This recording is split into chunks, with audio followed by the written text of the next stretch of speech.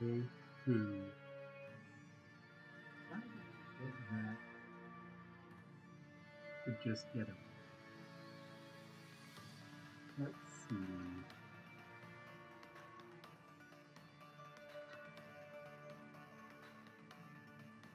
Hmm.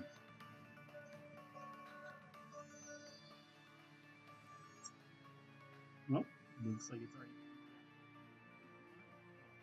already. Anyways, block. Hello. Hello. Try and see for a minute. Since he is the star. Hmm. Okay. Time to go, Mr. Pot of Wick. We'll continue playing with you.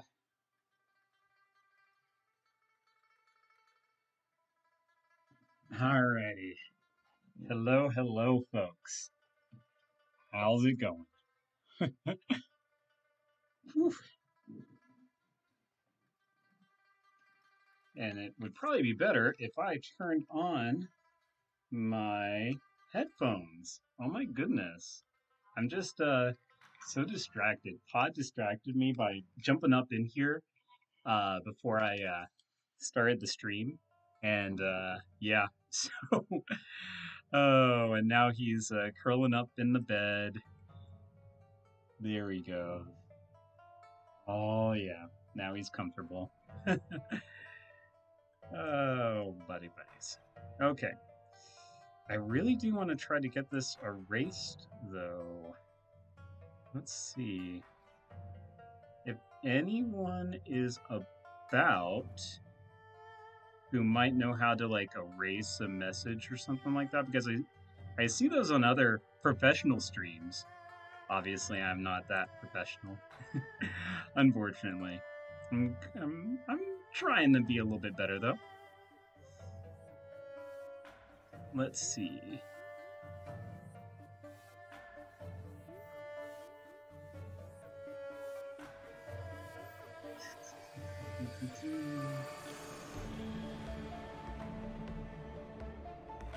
Let's see if that works. Well, clears chat for the room. Where is... Okay. Well, that's fine. I'll leave that as is for now. Sorry, that was just a little irksome to me. I'm going to turn down the volume just a bit, though. Okay. So, yes, hellos. For folks who didn't make it to last stream, which was on Monday, I did make sure to bring caffeine this time for the people that did come. Actually, whoops, need to do one quick thing.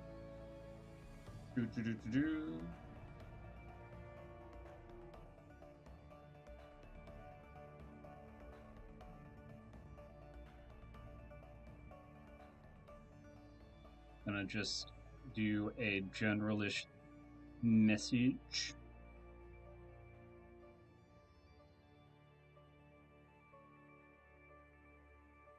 You'd think the extra 10 minutes I spend, getting things prepped up in the background and everything like that would actually be useful, but no, I got distracted when Pa got on the chair, and I was like, oh my gosh, you're so cute.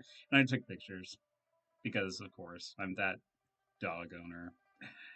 Hello, Orange of the Lamness. How 'tis you? And 3, 2, 4. I think we can jam.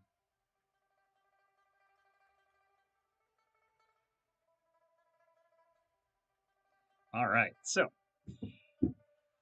for those of you who weren't with us last week, we started the second extended campaign for this game. So, do you want me to dox you? I didn't want to dox you.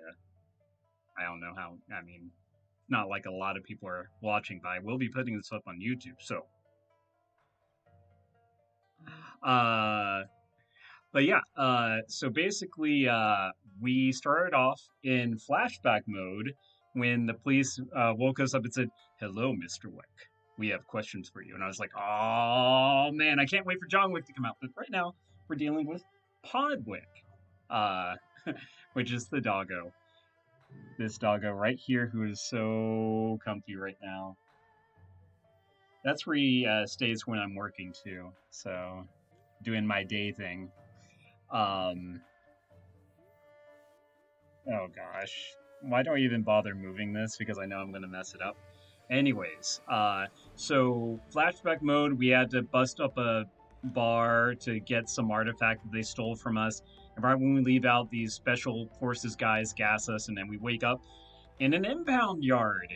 And they had dragged our ship from the first campaign over to where we're at, and it's like, wow, they went through a lot of trouble to snag us, and we're about to find out why. So,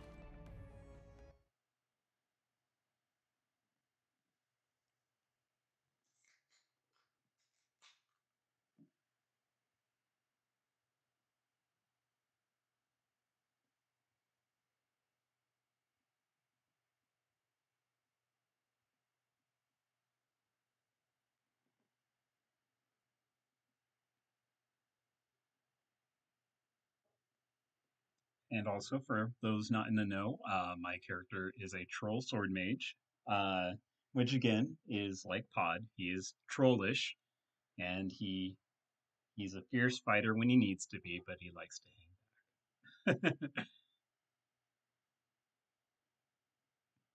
All right.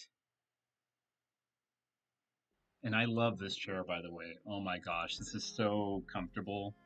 Like, just, I mean, since I have to sit in it for the day job and stuff.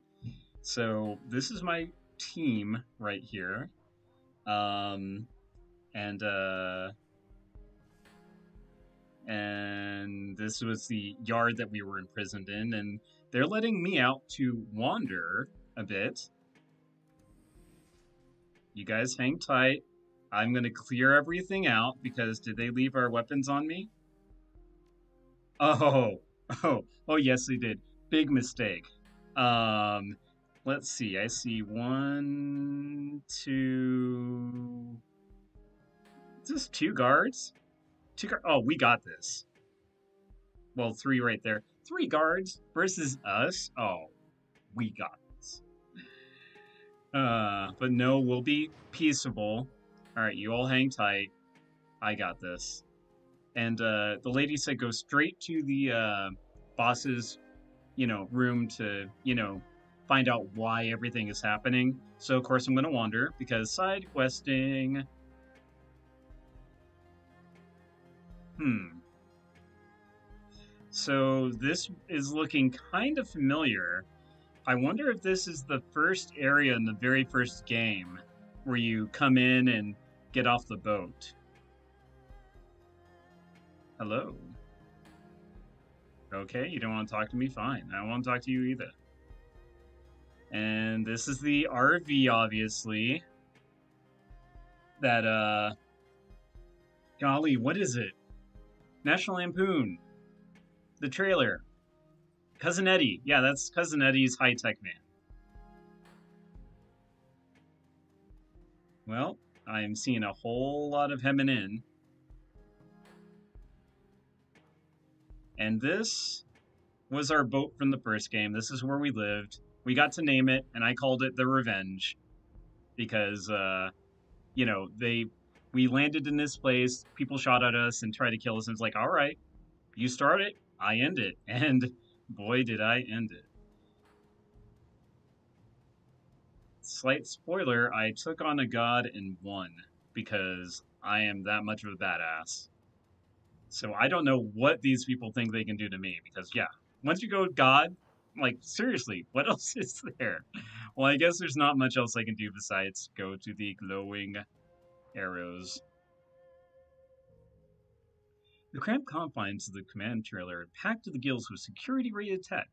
Terminals and surveillance packages, all stamped with the Mitsuhama logo, fill every inch of available space. Just ahead of you, a pair of senior inspectors, one male, one female, stand over a command console. The man offers you a friendly smile. Ah, Mr. Wick, you're here. Very good. I'm a Senior Inspector Andy Lamb, one of the leaders of this task force. Thank you for coming so promptly.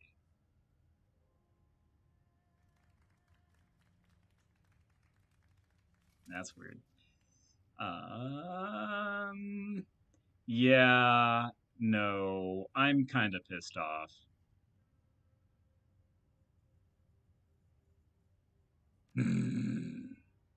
The woman, an elf, replies through a mouth that seems drawn into a permanent scowl. Enough with the pleasantries, Lamb. None of us is here because we want to be. Now, I got a real bastard of a migraine, so I'd appreciate if we got down to business. But Lance. Yes, of course. My apologies, Senior Inspector Q. As for you, Slane, you must be wondering what you and your team are doing here.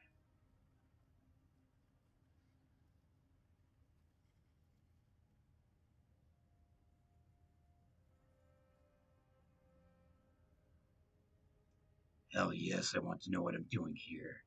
And I hope, for your sake, that I like the answer.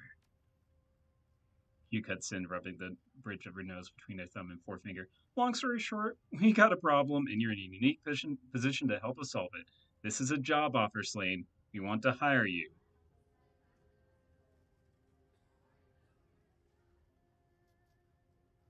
Can't say I think much of your recruitment tactics. I'm sure that you don't, but you can't deny their effectiveness. Go ahead and pull up the file, Lamb. Lamb nods, and his fingers dance over his PDA's keypad. He raises the device to show you what he's pulled up on the display. From the device's tiny screen, a familiar face leers back at you. Lamb holds it to your face for a few seconds, then pulls the device away. You have history with this woman.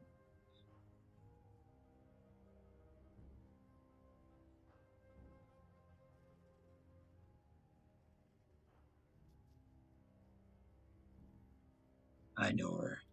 She was in charge of the police ambush that nearly killed me when I first got here. That's right. And that ambush did kill some friends of yours. A Lone Star officer named Carter and Shadowrunner and called himself Nightjar, if I'm not mistaken. There's one other person, but no one knows his name.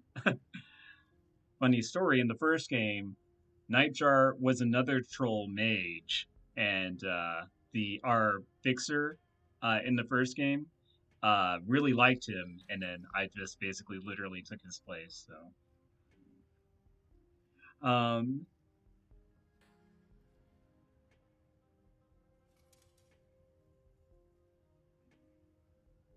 let's see. They were friends of friends, but yeah, they were shot through the head in an ambush. Crete's people are nothing if not efficient, and Chief Inspector herself is a highly decorated officer, a leader of the HKPF's Hong Kong Police Forces, Elite Special Duties Unit. Within the police force, she's universally respected and feared. She's also the unofficial face of the Special Duties Unit in Hong Kong media circuit.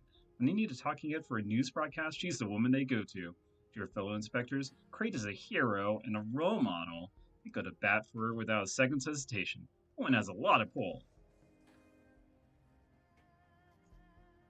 She's a big deal, I get it, move on. Key members of the Executive Council believe that Crate is at the center of a conspiracy within the HKPF, that she and her co-conspirators have been working as mercenaries under our noses, taking on illicit side work for profit and tarnishing the HKPF's good name in the process. This task force was assembled to investigate that suspicion.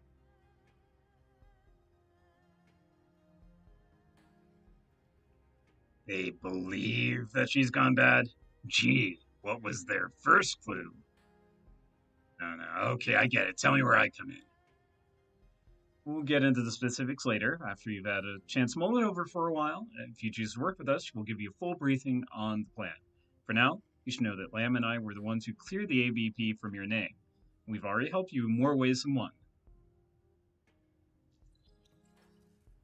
I knew that was going to come back and bite me somehow.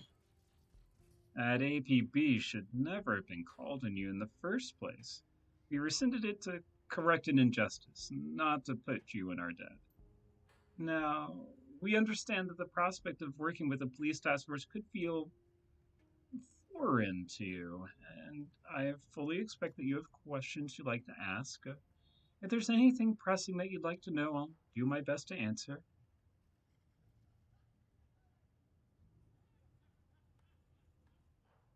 Here's one. Why me? There's plenty of other runners in Hong Kong. Other runners don't have the built in reason to want Crate dead. You do. Beyond that, you're the perfect deniable asset for this job. If you get caught or killed, the SDU will assume that you were there to get revenge for what they did to you. So if I get caught doing this job for you, you're going to leave me to twist.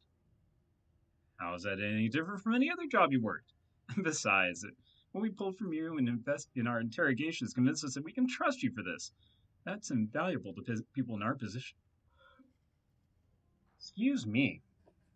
So while I need caffeine, because last time I had to end the stream early because I did not have caffeine, this does give me the bloops. So apologies.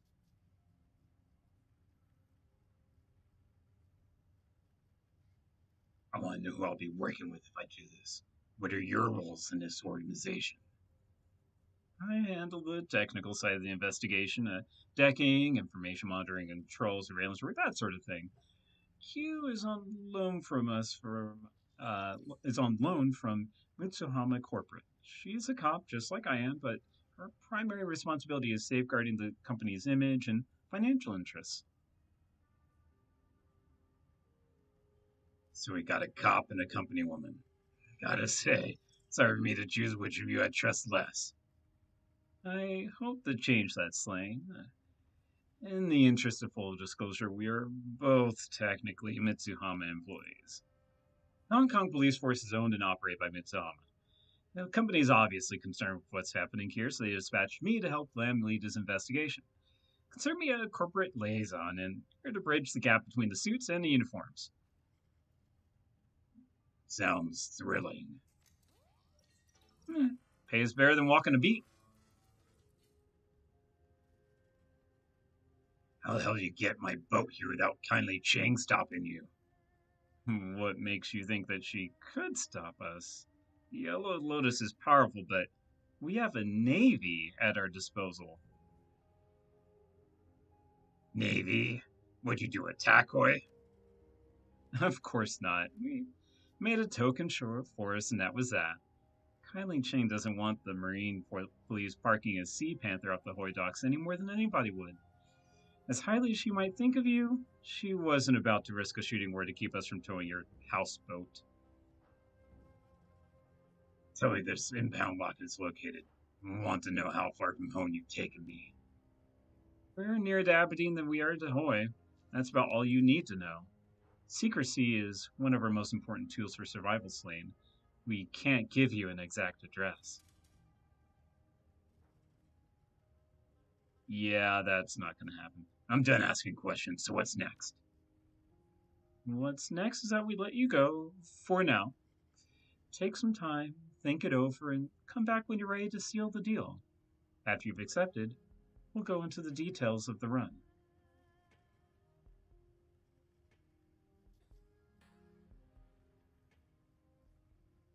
You know who I work for. You know what would happen to me if I agreed to work with the cops.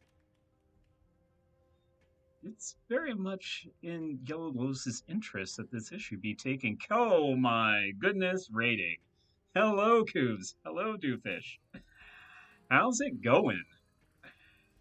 I am in the process of doing a Shadowrun Hong Kong campaign. This is the part 2 campaign, technically. The first part, we land in Hong Kong, get shot up, get revenge against a bunch of people, and kill a god. So, yay! You think, how can it get any harder than a god? Well, we're about to find out. So, a sinkhole in the middle of one of your residential blocks? Oh no! That sounds like Oklahoma. Seriously, there was this one spot in Norman, I think on just like one of the streets. You're in Canada, so you don't know Oklahoma. Anyways, yeah, it was just like this huge pit in the middle of everything. And it was like, oh, well, that's fancy. That's great. So, anyways, Uh, so the part two of the campaign starts off with us getting captured, and we flash back to the night before that, and we had to shoot up a bar to get this artifact. As we're leaving, we get gassed up by these super sneaky soldiers, and then wake up being interrogated. So right now, they're trying to convince me, the cops are, to work for them. It's a feature lake. Oh, oh gosh, that's hilarious. I am gonna have to check that out. Anyway, so right now this is like one of the lead guys who's trying to convince us to join the police force as a Shadowrunner. Which, if you are not familiar with Shadowrunning, basically we're mercenaries and our enemies are usually the law. So we're basically like becoming deputies, maybe? I don't know yet. So build a water outlet right on the edge to fill up the crater. Oh, oh my gosh. That's what happened actually to this park that was being built across the street from the apartment complex I'm at. They ended up like it was they had like sidewalks they were building and stuff like that, but it kept flooding with water whenever it rained. So eventually they said, let's just make it a pond. Just screw it. Whatever. It's a pond now. So that's funny. All right. So let's see what's next. The Executive Council as a whole is happy to maintain the status quo as far as the Triads are concerned, so long as the Yellow sticks to its territory and keeps its soldiers away from the people of the status. Council doesn't care what they do, but these corrupt cops, they're unpredictable. Who's to say that a councilman with an agenda, the Eastern Tiger rep, let's say, won't send them to hit your boss's mahjong parlor? Creightoner people are wild cards, extremely well armed, dangerous wild cards who wear the same uniforms that we do. That's a bad situation for us and even a worse one for you. Go talk to Ching and run our offer by her. Talk to your team too. Tell them what we told you. We're confident that they'll want to work for us. You should be heading to the Revenge as we speak. Fun name, by the way. When you've made your decision, come back to us. No rush, no pressure. We're not trying to coerce you into doing things. We're all on the same team, and we're confident that your boss will see things our way. I'll talk to kindly. No promises. All right. So this is the impound lot that we are currently stuck in, and they dragged our boat from the first game all the way over here. Home sweet home, the revenge. As you pass through the hatch and step into the familiar confines of the revenge, you find your team waiting for you. Well, this is a hell of a thing. Abbott absentmindedly passes a wrap from one hand to the other. The rodent squeals and chirps in delight. You said it, Gunshow. Not our best day ever as a team. So, what's the deal, Slane? Who captured us? Are they really cops, or are we dealing with something else here? Mm,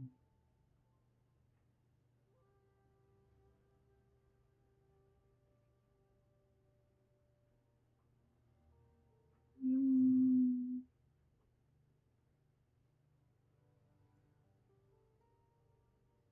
They're puppets of the Executive Council.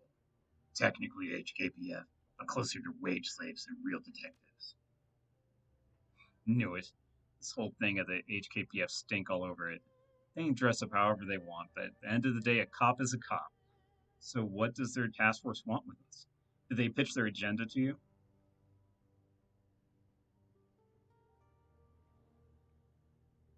Funny enough, I think this whole thing is going to work to our advantage. Oh? In what way?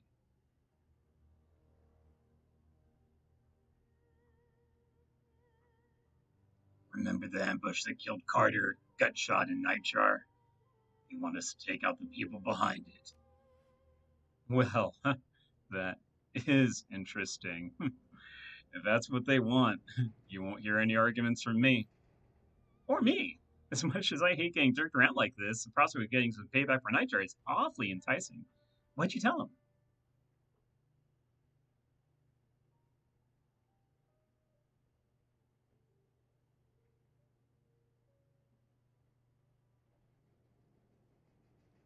Fed them a line about needing to check in. Mostly I was testing them. Wanted to see if they'd let me walk. And they did. Just, not very far. Hey, I'm headed to the boat. That's something. There you go. Take your victories where you can find them. So, Pod, what's our plan now? Please tell me that you got one.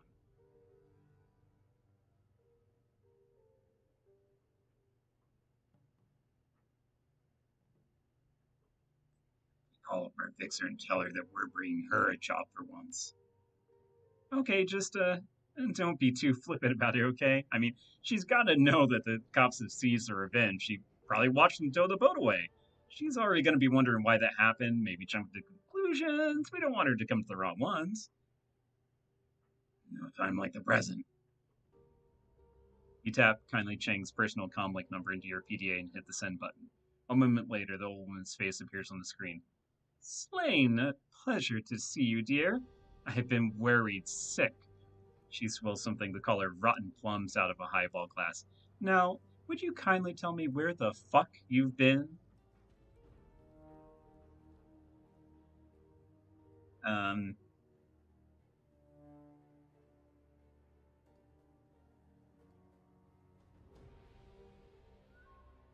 Indisposed. I was trapped in a long, awkward conversation with a police interrogator. Ah, I see. You're calling me from police custody?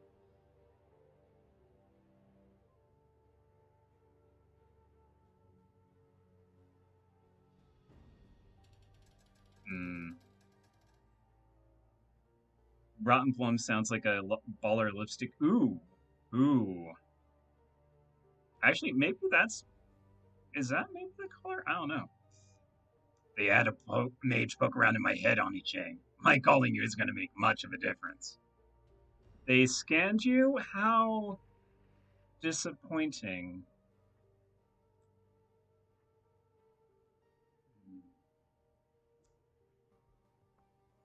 Mubaki, get me out of jail.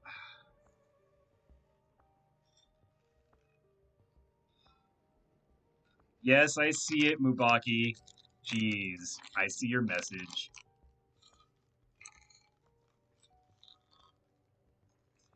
Uh, Tell me exactly what they said to you. Don't leave anything out.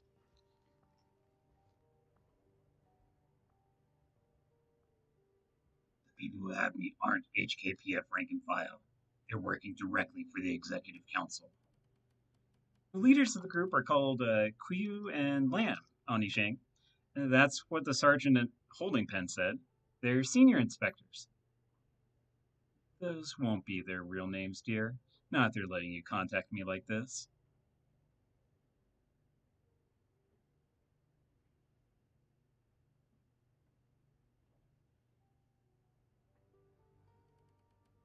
They had a proposition for me, Auntie Chang. Actually, no. It doesn't matter what their names are. They want to take on the SDU. They want my help doing it. Huh. She lifts the glass to her lips and takes another slurp of the dirty, viscous liquid. They're after the filth who ambushed you, then. The ones that killed Nightjar, my love. Oh, I'm sorry. That wasn't in the text. Sorry. And Carter. Nobody gives a fuck about Carter. You should know better than to interrupt me by now, gun show. I'll be a good boy and keep your mouth shut. Duncan clenches his jaw. He's clearly furious, but he says nothing. Gosh, that reminds me of like, nobody cares. No one cares, Jerry. God. All right, I want you to go along with it. Tell them that you'll take the job with my blessings. I suppose that follows. You did love Nightjar, like you didn't say. That isn't what this is about. She looks into her glass, swirling the liquid inside with a flicker of her wrist. Not entirely. I've always wanted to get a runner into one of the HKPF's secure facilities, but it was never in the cards. Now here comes this task force inviting you in. If you can avenge my sweet Nightjar's death in the process, well, so much the better. Understood. Any special instructions that you want me to follow? Be smart. Do nothing that could endanger the Elos or myself, or report back to me if you see anything that could constitute a threat. Above all, keep your eyes open, and do not trust this task force, whatever you do. I always keep my eyes open, Auntie Chang. That's why I'm still alive. Good boy. Oh, and Slane, I'm sure that the police confiscated the Kong that you procured from Eddie Chang. The one I paid you to retrieve for me? Get it back. He thumbs the button on our PDA and the screen goes black. Well, I guess that's it. We're doing this.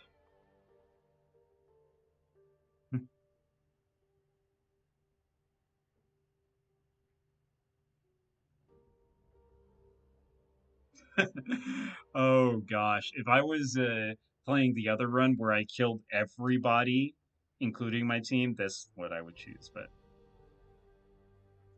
Kindly's right. This is an opportunity for us to kill two birds with one stone. We take down the cops that hunted us, and we collect intel on the HKPF. Then there is no more to be said. He turns away, his armor wrestling as his body shifts. You go back to Lam and Q and accept the job. I will ready my gear. All right.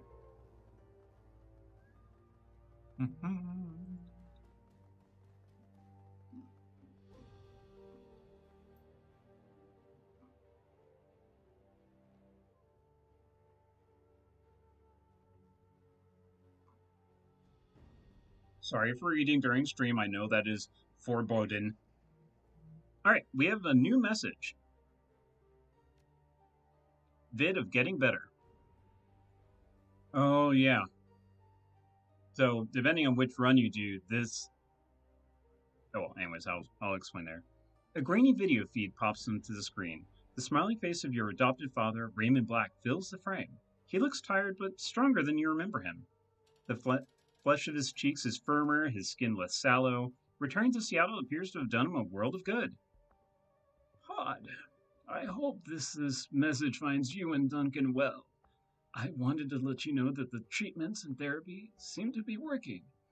The brain injury that I suffered in Prosperity Tower will take a long time to fully recover from, but I appear to be walking the correct path. I wish that you and your brother could come back to Seattle again.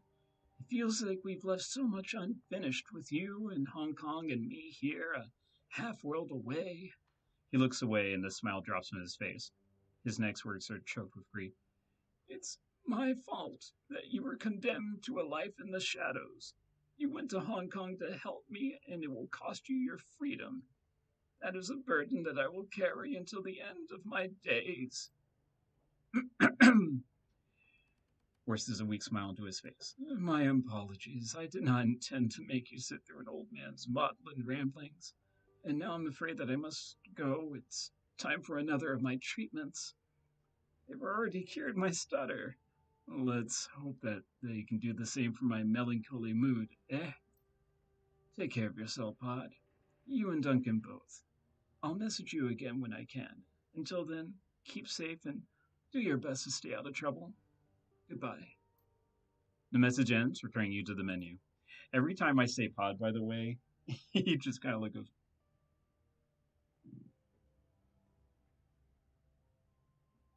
hello, baby. He might start snoring if he gets too comfortable, so apologies in advance. His snores are just like a human's. Like, seriously, like the first couple of nights here, I was like, what is, that can't be text. That's way too loud. Oh, it's Pod. Okay, never mind. Gearing up. From Senior Inspector Lamb. If you find yourself in need of gear or supplies before your run on the Tiger's Den, I feel like we skipped a bit. I don't think they meant for us to read this yet. Speak with Sergeant Lee. He's the task force quartermaster, and he has been instructed to equip and supply you as if you were one of us. You'll still need to pay for your gear, but he has an extensive stock of security-rated firearms that might interest you. Oh, you pay more for the dogger snores. Pod, you need to start snoring so I can get some subs and donations. He's working on it. He snorted at me. If you need medical supplies or cybernetic enhancements, you'll find automated kiosks in the yard that can serve your needs. For anything else, I'd recommend talking to Captain Jomo. He can supply you with whatever we can't. I only ask that you keep your business between yourselves and that you leave me out of it. Even if you feel prepared, I'd recommend that you look at what the yard has on offer before you head to the tiger's den. It's better to be over-prepared than it is to get caught flat-footed. Best of luck, Lamb. I have negative one unread message. Oh, that's kind of funny. Okay, open up the jobs. Be all pending jobs. Nope. Shadowland BBS. Do I have any pay data? Nope. Do I have any... Ooh. Oh gosh, I wish... Will, if you're here, you think JiveBot will come back? In the first game, one of the Deckers made a poetry bot, but then it gained sentience, and then it merged with this Uber AI to start taking over parts of the Matrix. And the Decker was like, whoops. And then the system admin was like, this is why we don't let people create poetry bots. They're always bad. Anyways, crowdfund my Vladivostok trip. A lot of you already know me, but for those who don't, I'm IC Sasha, Russian native. I've been decking in HK for over a decade. I have a business opportunity in my hometown, Vladivostok, and I've started a Pay My Way campaign to cover a no-frills round-trip ticket. Please support me. You're a pal and all, but why don't you just save up your union like the rest of us? What's this business opportunity if it doesn't actually pay your way? Got any bonus funding goals? Good questions, good questions. Well, Panda Tax, I hope to move back to Vladivostok. Sorry, I'm not good with Russian names. Oh, Kuz, you're still here? Did the fellow who was Russian, maybe if they're still around? I don't know if they joined the raid or not, but tell me how I'm doing. My opportunity is a contact that with a megacorp that does not have a presence in that city yet.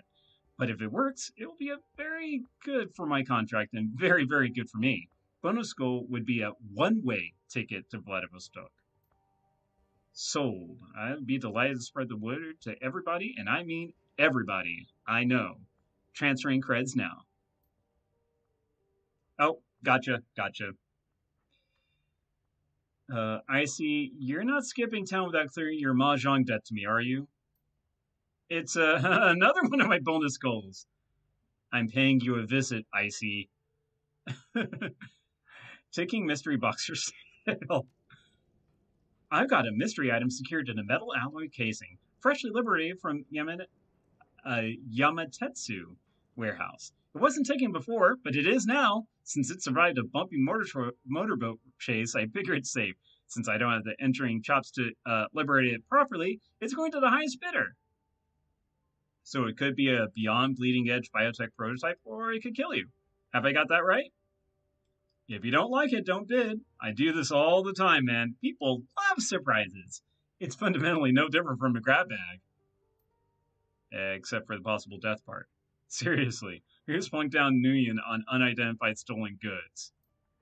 I got the winning bid on a Fushi rattling container. Giant box of Allen wrenches. I won a vibrating briefcase taken from a high-level Ares scientist office. Inside there was a... well, something you wouldn't expect to find in the workplace. Use your imagination. Ew. Anyway, it was in good shape, so I regifted it. And I'm out.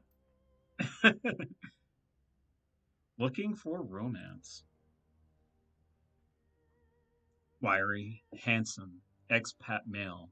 Looking for passionate encounters. Not picky, M or F. I enjoy hitting the... night. I thought right markets. Okay. I enjoy hitting the night markets when I'm not tinkering with my drone or infiltrating AAA megacorps. No smoking, no recreational drugs. In professional capacity, okay. Flexibility, a must. Sometimes need to cancel dates at the last minute due to gigs or incarceration. First aid skills, a plus. Scheduling flexibility, that is, not, like double jointed flexibility. I'm sure that's what they meant. How's the dating scene here in HK? Just right in town. Got any tips? Where can I go to find that special gal? Honestly, HK is better for fleeting liaisons and longer term engagements. You should check out Frolic in Lon Kwai Fong. Music loud and freaky, and so are the clubbers. Scene can be a little rough though. Hooked up with this crazy elf there once, and every time I run my hands over the scar tissue, it really brings me back. It's not for everyone though. Plus, I'm now partially deaf. Have you tried Happy Valley? I'm not even kidding. Very intense long term relationships can spring from the heart pounding thrills of the racetrack. Well, you can always try romancing somebody on your team if you got one. Now that's a bad idea. Give me Matrix dating any day. Vultures in the walled city. I just saw some corporate suits scouting around the walled city. Gentrification imminent, and the rebels barely settled in the slum. That's a good term for it, gentrification. So the moment that life takes a turn for better in the walled city, some corp smells a profit and moves in. Appalling. Bet they buy up the tenements, tear them down, and put in luxury coffin apartment complexes and a helipad, so the well-heeled don't have to tread through the filth at street level. What about the Yellow Lotus? Can't see a try at letting a corp waltz in and demolish a source of revenue without so much as a whimper. So that's the thing. Val's guys are nowhere to be seen. Some red envelopes changed hands. Nuyen talks, but the suits still brought plenty of private muscle, clearly not taking any chances. They better not take my homeland away while I'm gone. Alright, let's see if we can talk to the team yet. Well, for those familiar with the first run, we do a little bit of talking with our team before each run, just to interact and get to know them better. So Raptor is our rigger. He is a psychopath, self-proclaimed, who thinks that the next generation of humanity will all be psychopaths. And that's the only way to endure the long-term effects of essence loss through cybernetics and stuff. Very interesting. Anyways.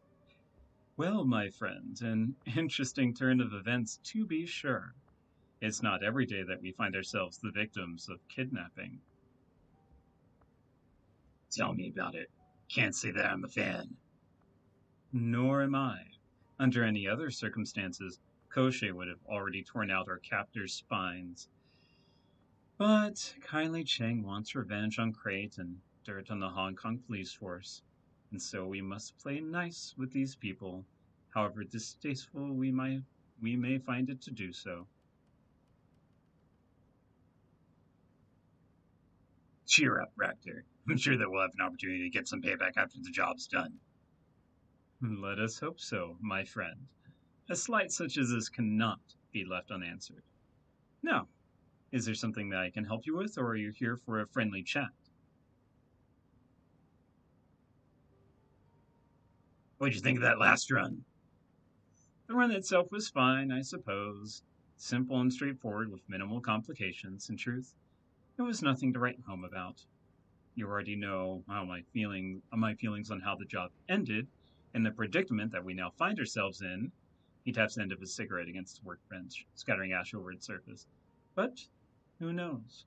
Perhaps, given Kindly Cheng's interest in our predicament, find some way to twist all this to our advantage. Now, do you have any other questions, or shall I return to my work? What do you intend to do after we finish this? I suspect that I'll return to what I was doing before we got press-ganged into the working with the HKPF.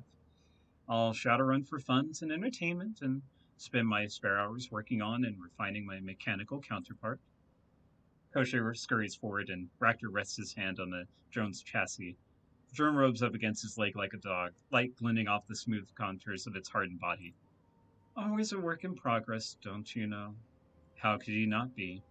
To improve Koshei is to improve the best part of myself, which is so true. Koshei is like the #1 member of our team. He's just like, see that one? Kill it. That one, kill it. That one way over there, next block away, kill it. Thank you, Koshei. So you're saying that you'll never be finished with Koshei? I sincerely doubt it. Koshei is my masterpiece, and I will continue to refine him until I die. He smiles, his eyes twinkling. That's assuming I fail to achieve immortality, of course. And that is far from a foregone conclusion, I assure you.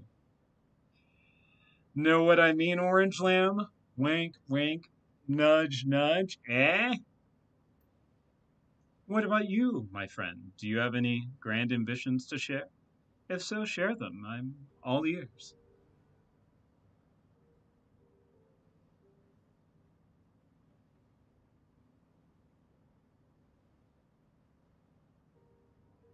Ambitions? No. I think that after this thing is over, it might be time to make a change. Far be it from me to dissuade you. Adaptation in the face of changing conditions is a good thing, as it has always been. That said, I hope that your change doesn't take you away from this group. He gives his cigarette a tap. We make a good team, you and I. Now let us change the subject, eh? The future can wait. I'm sure there are many more pressing matters that we could discuss. Well, out of curiosity, you're still playing around with those stimulus generators in your brain? I wouldn't say that I was playing around with them, no. I'm constantly using them to fine tune my brain's stimulus responses, of course, but that hardly constitutes play. Yeah. Know what I mean? Know what I mean, eh? Hey, Governor? I see. And what have you been doing with them recently?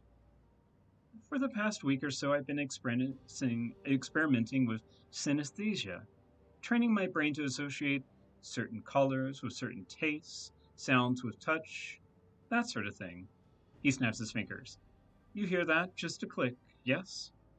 But it's something else to you. Oh, it's still a click. But when I hear the sound, I also feel a tingle in my spine, and my tongue registers the flavors of bourbon and strawberries. Man, I'd like to get myself a set of those. Yes, and this was just a small test. Soon, I will know enough to push the limits of the system, and that is where the practical applications come in. Imagine the combat advantages if the sound of Koshei's claws and steel produced a palpable sense of well being, or if I could judge the severity of a bullet wound by the sound of the pinging in my ear. Best of luck, my friend. I hope that this all works out. My thanks, my friend, as always. Now, is there something else that you'd like to discuss? Nah, gotta run later. All right, so that was our rigger. Now we go talk to our ghoul samurai, who is also blind, like all samurai. Why is everyone calling me my friend? I mean, we were okay, but. Hello, my friend. Was there something else? How are you holding up with all this? Gaichu shrugs and waves a hand in the direction of the door. Duplicitous corporate managers, triad gangsters, or police? Really? What is the difference? None can be trusted fully. Each one would sell us out in a heartbeat if it benefited them in the long run. Yet, I continue to be paid, and so I will remain. Do not be fooled by our benefactors. If everything they wanted were to be granted them, and they could earn promotions by arresting or killing us, they would. Money and power rule this city, and everyone in it. It is a ravenous maw that devours the weak. I care little for their aims, other than that I can profit from them.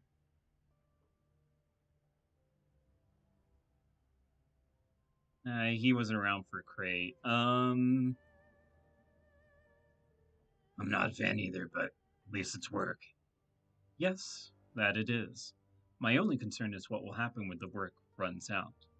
Will promises be honored, or will our benefactors, as is all too common, become our betrayers?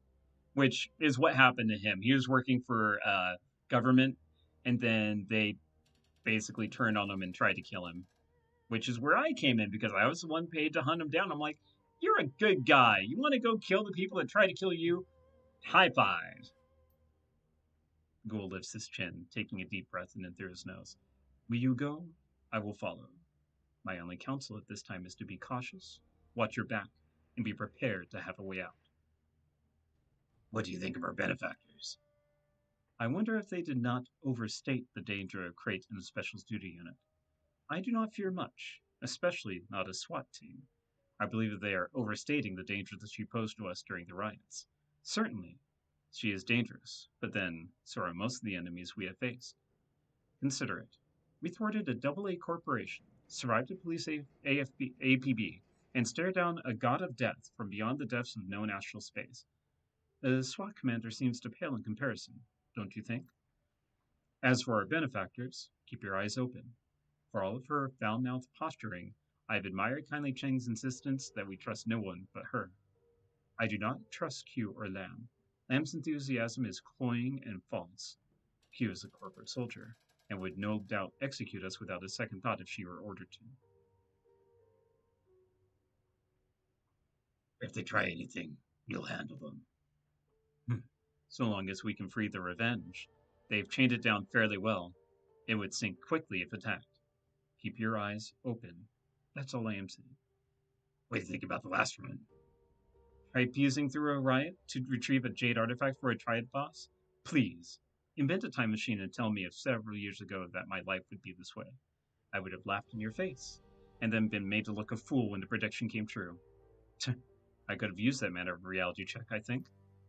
Tell me, were you surprised at the police being willing to kill unarmed civilians?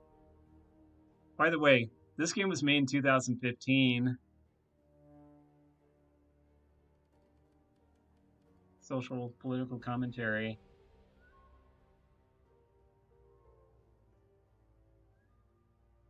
Not really. They're as corrupt as everyone else in this city. Then I suspect that you are far more aware of the ways of the world than I was when I was younger. The only difference between the HKPF and corporate security detail is that the HKPF receives marching orders from multiple masters. And I do not know for certain that our current allies are any better than the police we encountered on the way to combat Pangs.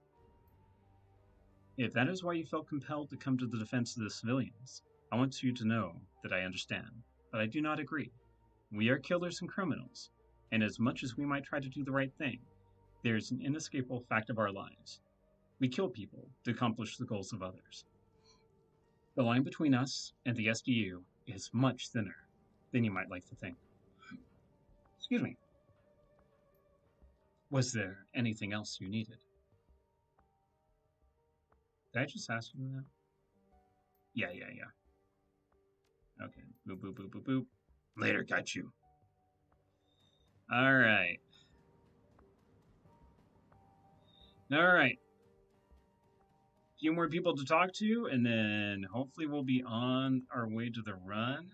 Do I have anything stored in my stash that I could use? I'll take that since I had to use another revive pack.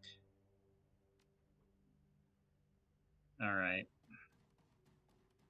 Let's see. Hello, Duncan. Make it quick, will ya? Alright. Bye.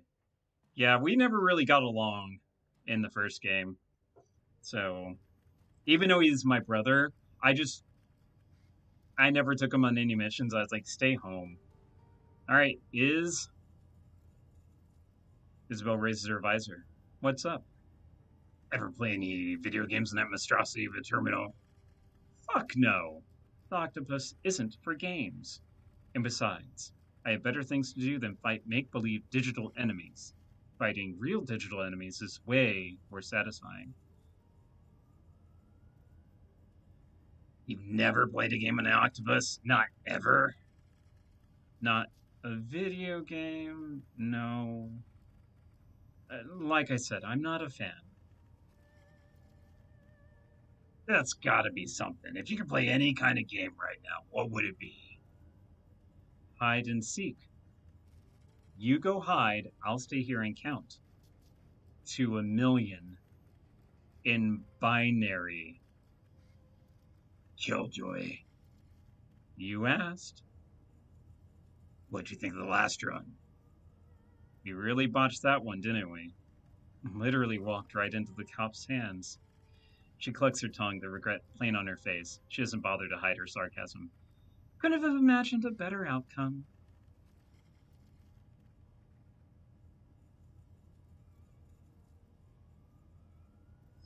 I could. It'd involve a ton of money, some dead police constables, and a comfy bungalow far away from here. You and me both. So long as my octopus came with us. Unfortunately, I'm not seeing any bungalows in our future. We've been dragged away from Hawaii and placed here. Best deal with reality first. Any more questions? That's all. All right. Gobbet! Ooh, noodle machine. It's warm to the touch. Gobbet! Gobbet's cabin looks cleaner than you remember it. Turning your head, you discover the reason why. The mountains of dirty laundry and food packaging that usually lay strewn across the floor have been gathered into an impressive mound in the corner. Madness and folly scurry along the perimeter of the heap, sporadically ducking into and out of layers of discarded clothing. It's looking good, holding its shape even. A couple more pizza boxes to help distribute the load, and I could move right in. Am I interrupting something? Not really. I mean, I was meditating, sort of. But you being here isn't getting in the way. She frowns, waves a hat, she's fishes for the right words. You know, it's like I'm communing with Rat, getting my head right. Considering all that's just happened, it seemed like the right thing to do. It looks more like you're building a fort. It's a nest, jackass. You know, it's like a safe place. Something I can burrow into and hide. My totem, she's isn't really into the wide open spaces, and the only thing she likes less is captivity. I gotta say, the whole getting gas and waking up in a cage thing is me a little on edge, so I'm making myself a solution. She gets to the base of the mound of clothing. The entire thing shudders and collapses in a heap on the ground. Looks like it needed more cardboard. Hey, egg turret. Frowning deeply, she heaves a sigh. I broke my fort. My kingdom for a couch cushion, you know. Maybe a nice ottoman. Ooh, something that can support more weight. I'll keep my eyes open. Maybe one of the boats have impounded here as a futon or something. No, it's okay. Don't bother. She turns away from the now ruined pile of laundry and refuse, rubbing the bridge of her nose between her thumb and forefinger. Magic's gone anyway. So anyway, was there something that you wanted to see, Seattle? So I'm all ears. Hey, Gobbet, is that the Deckcon noodle extruder? Yeah? Yeah, I think it is. What's it doing here? Your guess is as good as mine. It sure as hell wasn't in my cabin before we left for combat pangs, and can't imagine why the cops would have put it here. Maybe it followed us home from DECCON.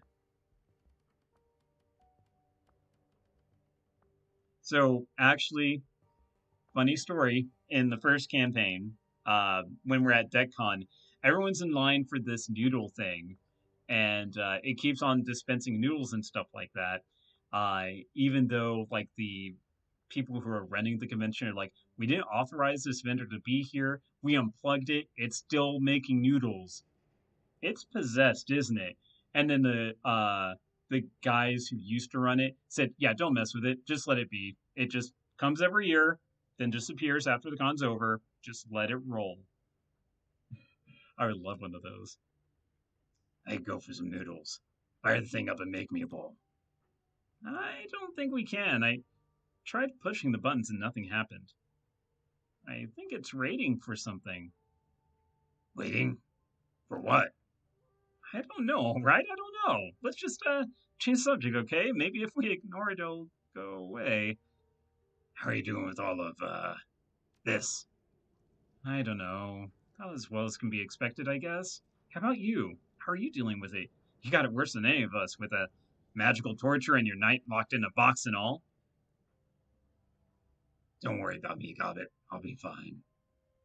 Hands on her hips, she gives you a single solemn shake of her head. Sorry, can't help it. You're a friend, so I worry. It comes as part of the package. With that being said, I do believe you when you say that you'll be all right. I think we all will. I mean, if we can see what we saw in the walled city and come through all right, we'll do the same here, right? Right. course I'm right. We're certified Yama King killing badasses. We'll be fine. Gotta run later. Yeah, seriously, we did kill a god. Or basically banish it or whatever in the first game. So really, police do not scare me at all. Okay, I guess we're going back in here. Welcome back. Did you talk the job over with your crew? And my boss. We decided to help you. He rubs the bridge over her nose between a thumb and forefinger. We'll be holding you to that. Just tell me what you want me to do. Straight to the point. Good. Throws Q a sidelong glance. You want to get us started, Fiona? We know that Crate and her people are dirty, but we don't have any ironclad proof. We have to gather something concrete if we want to move on her.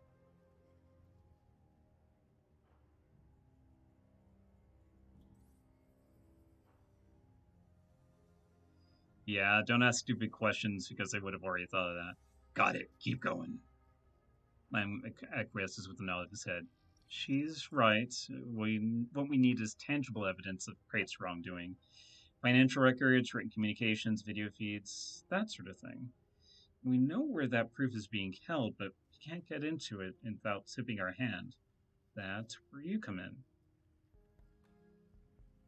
So this is going to be a covert op, then? You don't want things to get loud.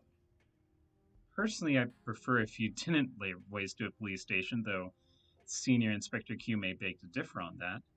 That said, some conflict is probably going to be unavoidable no matter what you do. And we're getting a step ahead of ourselves, so let's take this back a step. Crate likes to keep her people close to her. They've consolidated their power to a single police station on the harbor. She leans over and pulls up an image on her terminal, an aerial holopic of a squat building crowded up against the water's edge. There it is, an old SDU's headquarters and Crate's current base of operations. They call it the Tiger's Den. Seriously, it's like something out of a bad Tritso. It's a throwback to the old days, before the Executive Council took over. Back then, the SDU were colloquially known as the Tigers, or the Flying Tigers. Had patches on their uniforms and everything. When Mitsuhama took over the HKPF's contract, they did away with a lot of the old symbols, but in this case, the nickname stuck. We're going to get you into the station. You're going to liberate the information that we need. Then we're going to take Crate and her people down. I'm hearing a lot of talk about what's going to happen and precious few details as to how. We're getting to that. For now, I can tell you that you'll be smuggled to the insertion point by way of the harbor. We've secured transport for you through an old associate of yours, a pirate and smuggler named Captain Jomo. I know him. He's a good man. Don't know if I'd go that far, but he's a competent smuggler, and that's what we need him for. We've already provided him with a copy of the station's timetable. He knows when they'll be flush with cops and when they'll be running a skeleton crew. He'll time your arrival so that you'll have minimal resistance to contend with. Minimal resistance? That takes all the fun out of it. Yeah. Alright, sounds like a plan. After Jomo gets you to the docking area, our woman on the inside will let you into the complex. You'll need to make your way up to the administrative level. That's where, Crate's evidence room is located. Take a position near the station. Sorry, excuse me. From there, we'll monitor your progress. I don't do well with micromanagement. Don't worry, we won't be telling you what to do. We just need to keep an eye on you to make sure that the operation's going smoothly. She lifts an object from the desk and passes it to you, a portable surveillance device. Your team will be outfitted with mics, body cameras, and condition monitors before you leave. We'll have a clear view of what's going on inside the station. I don't want you watching me on the job. So, nothing to it for that. Alright, so you'll be monitoring me. Fine, let's get back to the briefing. When you get to the admin level, you'll be stepping into hostile territory. Crate and her people have more or less taken over the whole floor, and they won't think twice about putting a bullet in your head if they catch you there. If you encounter any resistance up there, you're gonna have to shoot your way through it. They won't give you the chance to do anything else. I'll be calling in a favor with Mitsama to bring down the station's comms, so you won't need to worry about them calling in outside help. Anyone's already in the building, it's your problem to deal with. I don't expect them to be much of a problem. Glad to hear it. Constables in the Tiger's Den are Krait's people. Corrupt, violent, and dangerous. The kind of assholes that ruin the public's confidence in HKPF and put real constables' lives in danger. In a way, I envy you. If I could get away with it, I'd take them out myself. I'd urge you to go in quietly, if possible. Quiet is always safer. But in the end, you'll be the one in there. If you want to go in guns blazing, that's on you. Once you get past any resistance that you meet up there, you're going to be headed to the evidence room. Proof that we need should be stored on a disk in there or maybe in a terminal. You'll be looking for a log of bribes accepted by Crate and SDU. We could also use any other proof of corruption that you can find. Transaction records, archived communications between Crate and their clients, that kind of thing. You'll pull the evidence, get back to the boat, and return the package to us at the impound yard. We'll analyze it, and once we're sure that we got her nailed, we'll make our move on Crate. All right, so I find the evidence room, grab the data you need, and get back to Jomo. He'll bring me back here to hand off the data. That's about the size of it. Think you can handle it? Guess we'll find out, won't we? You'll be fine. You made it through the walled city. You can handle a run on a police station. If you need gear, talk to Sergeant Lee out in the yard. He's our quartermaster. I'm sure that Captain Jomo can hook you up with anything that Lee can't, including any additional personnel that you might need. The good captain asked about you, by the way. Wanted to have a word about some side work? That okay with you? You won't try to stop me from doing my own jobs on the side? As long as you keep them quick and concise, you can do your own thing. We won't interfere, but our trust has its limits. Don't even think about turning against us or sabotaging this operation. You won't like what happens if you do. We'll wait on you to launch the operation. We're on your timetable here. When you're ready to go, talk to Jomo. We clear on that? This isn't my first rodeo. I know what to do. Good. We'll see you at Crate's Compound then. Alright, let's go buy some stuff or see what there is to buy. I don't have a lot of money. I spent a lot of it on cybernetics and upgrades before the last mission last game.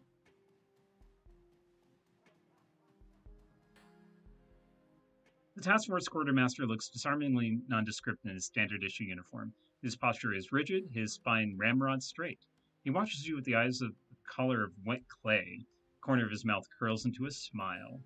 Ah, so you're the new talent, the Shadowrunner. The brass told me you got clearance to buy here, so you're one is welcome. If you need supplies, I can outfit you for a reasonable price. He gestures at the array of gear behind him. There are racks and racks of weapons, all neatly maintained. Off to one side, a pile of reinforced Duraplast crates catch your eye. They all bear the HKPF's insignia, but you can see stickers on their casings. Mitsama, HK, Ares Arms. They look to be military surplus. Can't sell you everything, of course. There's some gear back here that's technically off limits for someone with your clearance level. Have a look, though. See if anything catches your eye, and if you're cleared for it, we'll talk price. What's in the crates over there? That's the stuff I can't sell you. Not technically. We're talking about the big guns, the heavy ordnance, that kind of thing. He leans forward and lowers his voice. Of course, it's possible that an item or two could go missing, or that the numbers on my inventory sheet could be wrong, and the odds of that happening might increase if you did me a favor. Just cut to the chase and tell me what you need. A friend of mine is in trouble. Bad trouble. I'd be first in line to help him myself, but my hands are tied. I know exactly what happened to him and why, but I can't intervene to save his life. You help my friend, and maybe I'll forget to carry the one that I'm writing out my next inventory control sheet. I've already done the legwork. You finish the job for me and see to it my friend gets the help that he needs, and there'll be a nice payday in it for you. And maybe a clerical error or two related to the gear in those crates. You'll still have to pay for the gear, but I'll do the work to make sure nobody notices it's disappeared. His fingers dances over the touchpad of his PDA. The screen flashes twice in response. Just forwarded you the pertinent details. You'll find them on your mission computer. Please don't drag your feet on this. My friend really is in terrible trouble, and you won't have to hold out much longer. We'll see. Thanks. Now, you want to look at any of the gear I've got on the rack? It's up to you, pal. Just say the word. Tell me a little bit about yourself, Sergeant. Don't really think there's all that much to say. Been on the force for 22 years now. And I've been loaning out gear for most of it. Got a wife back home, couple of kids. So that's about it, really. Look, I've never been one for small talk. You want to talk about armor or armaments? What kind of secure tech fabric is best for stopping a ceramic knife? I'm your man. If you're looking for anything else, though, you're barking up the wrong tree. Not trying to be unfriendly, mind you. I'm just not a people person per se. I was only asking to be polite. Wasn't really interested anyway. Suit yourself. So you have business here, or let's continue with the small talk. How'd you get involved with this task force? Got assigned to it the same way that most of the constables here were. Believe it or not, this wasn't a volunteer assignment for most of us. When the executive council hands you an edict, you follow it. Need supplies. Let me see what you got. What can are you interested in? Oh my god. What can are you interested in? We have in terms of armor. What do I have right now?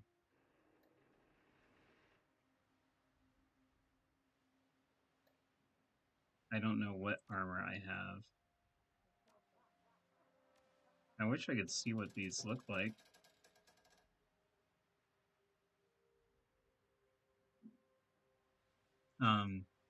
I like what I look like, though.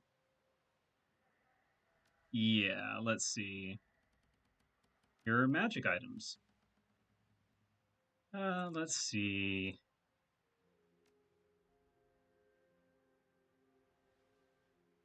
Are these cheaper than what I got? Hold on. Okay. No thanks. Let me just, let me see what I got right now. Okay. So I don't have any spells, at least as far as weapon spells.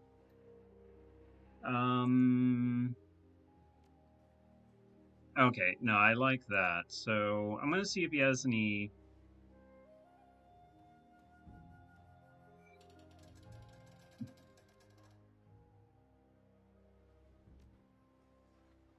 Magical items.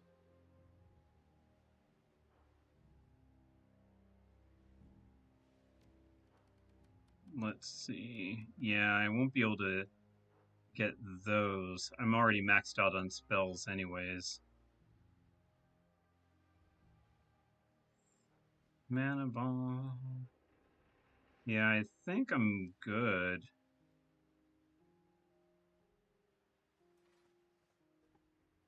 Yeah. The only thing I can think of is maybe that, but I do want to try to get golly, that's a lot of spells.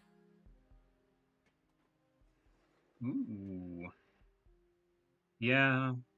Honestly, I should have been an adept instead of a troll mage, or a sword mage rather. But I wanted to try something different because I had been that before. Yeah, well, can't afford any of that. So, all right. Let's see. Do you have any guns and grenades? Sure. What do you got? Not that I can really use any of them. Nope, nothing for me. I'm a sword mage. Bye. You're useless to me. The solitary man stands by the rear of the command trailer. He's got a PDA in one hand and a can of harbin ice brand beer in the other. His eyes are intense, and he taps rapidly on the PDA screen in between sips from the can. In addition, a particular odor lingers in the area. The stench could best be described as a fusion of custard, cinnamon, and raw sewage.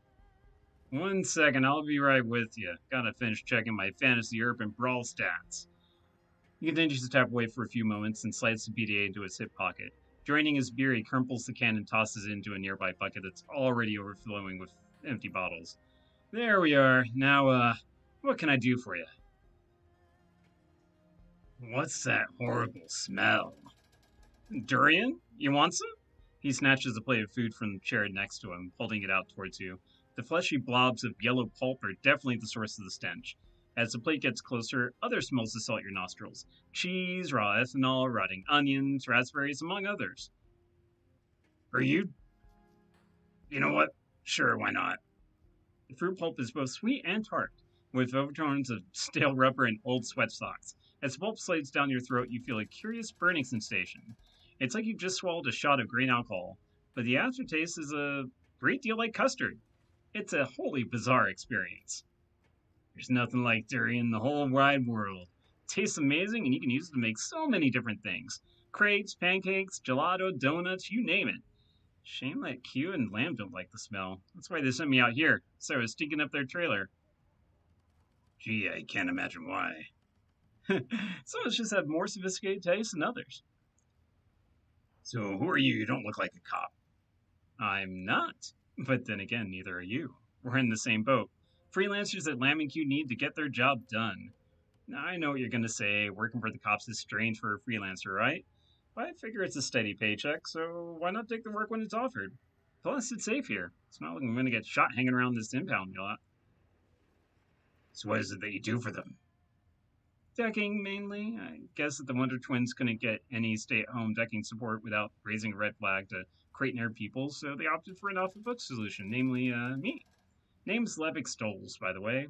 Slang, but you probably knew that already.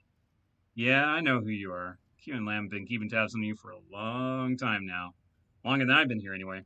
With a little luck, you people will be able to get this whole situation wrapped up soon. I can collect the money I was promised and maybe get the hell out of Hong Kong for good. Your Cantonese accent doesn't now sound local. Costas had a surprised expression on his face. Good ear! I moved to Surabaya about 15 years ago and learned Cantonese from a neighbor. My dialect sounds odd, that's the reason why. Never expected my Cantonese to come in handy, but here we are. Wouldn't using a Lingasoft chip be cheaper or easier? He arches an eyebrow. Yeah, sure, but it's boring. You can't make wordplay with a chipped language, and you always sound a bit like a robot. I speak 12 languages, including Yoruba, Salish, and Latvian, or Latvian. Hell, I even speak a little Basque. Try and get use out of that one. I'm good with languages. The ones I don't know I chip when I have to, but it's better to know things that never come up than it is to know something and you have no idea what you're doing. Besides, I can order beer anywhere in the world, guaranteed. Hell, no chance that your bartender only speaks Esperanto, I've still got you covered. Why are you in Hong Kong if you want to leave? It's kind of embarrassing to tell you the truth. Now I want to know even more. All right, I'll tell you if you insist. It's like this, okay? I take field jobs sometimes. I don't like it, but with some gigs, you just gotta be out there in person. Job was close to home at least. A runner team in Jakarta had been contracted to steal an animal, but they didn't have a decker. My fixer put us in contact, and there I was slicing through the ice for them. Was it some rich dude's pet or something? Nah, we were stealing it from the zoo. That, that hold on a second. You were stealing from a zoo? Sure, I mean, I guess it sounds kind of cold, but where would you go to find rare animals? A pet store? The client wanted this particular kind of dolphin. A storm dolphin is what they're called. They cause storms, shoot lightning down sailors. They're real jerks, actually. Storm dolphins are jerks. So anyway, I'm jacked into the water flow control system for the Raglan Zoo, using an unshielded data line by the chimpanzee exhibit. It was set up so that this one system controlled the water supply for all the exhibits. Pumps, drains, the works. Mine was to hook up a tank of Soma 3 contact anesthetic to the water system, pump it into the storm dolphin tank, and put them all to sleep.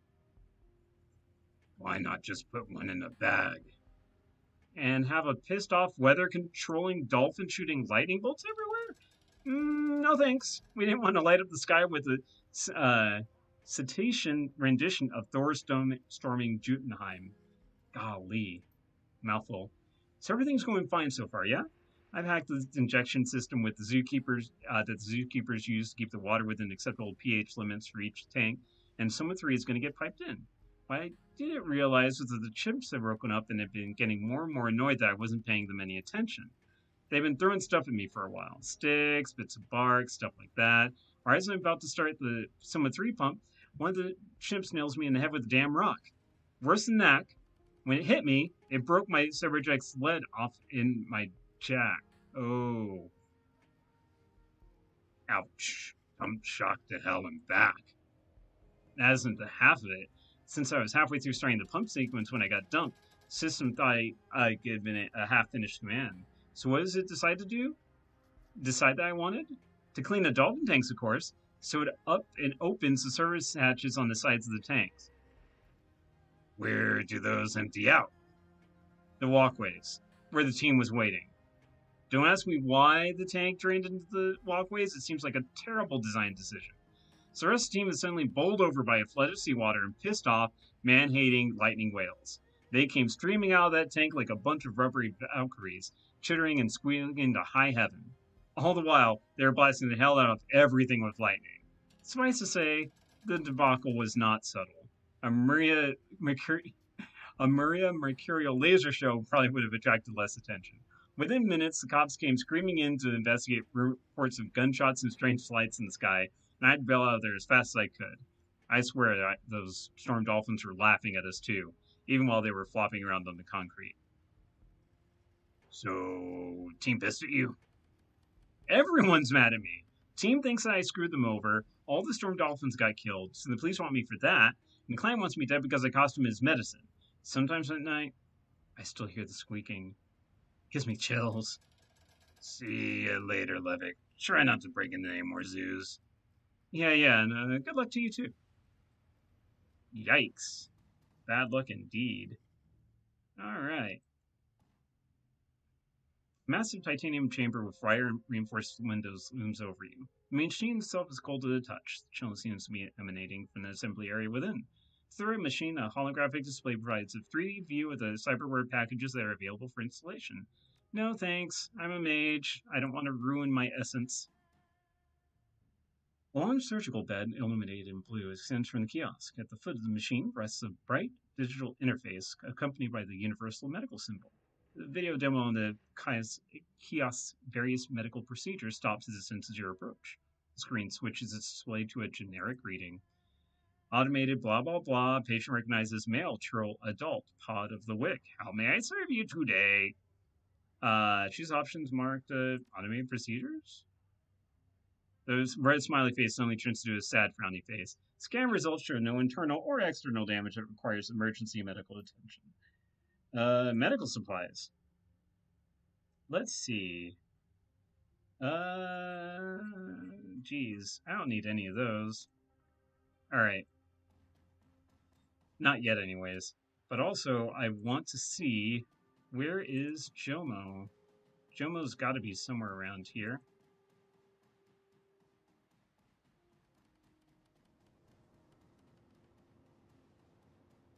Hello, you? The sergeant let you out from your cage, looks up from her cigarette, a wary expression on her face. She raises an eyebrow and lets the smoke spill out of her mouth. Need something, Shadowrunner? I hear that you're with us now. Yeah, you got me for the time being. Got time to answer a few questions. Ask them and we'll see what happens. You have a name? Loom. Sergeant Maria Loom. Story to go with that name? My parents gave it to me the old-fashioned way. They liked traditions. Miners have a tradition of their own. They choose their street names. Mine's slang. That explains a lot. That all you wanted to ask me? Gotta go. Back to it. Alright, well, I guess she comes up more later. Jomo, buddy, a pal, hello. Captain Jomo stands beside his speedboat, surveying the docks as if surveying his kingdom. His stance is relaxed, but an air of impatience lingers about him. His narrowed eyes and crossed arms suggest he's been waiting a while. As you approach, his eyes light up and he throws his hands into the air. Jomo claps you on the back, grinning wildly. Oh, my friend, I finally let you out of that ugly shed. I thought there'd be many more hours at least. They have no sense of urgency.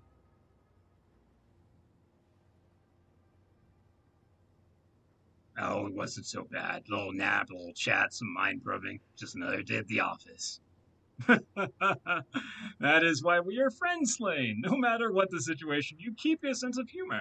It'll be good to work together again, even if it's the police who are paying me this time.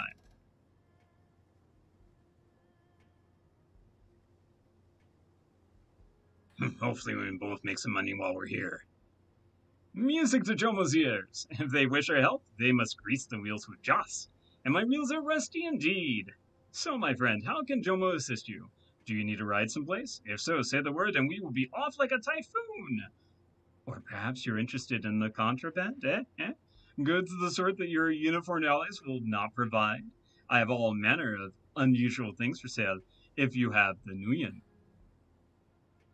What kind of unusual things? Drugs, illicit software, even a one-of-a-kind sim chips. You name it, and Jomo can deliver. One-of-a-kind sim chips? Color me intrigued. A single sim, truth be told. Jomo has no idea where it came from, but it seems something that was custom made. It's a, shall we say, specialty product. I haven't tried to open it up myself, but the label on the chip says ratparty.sim.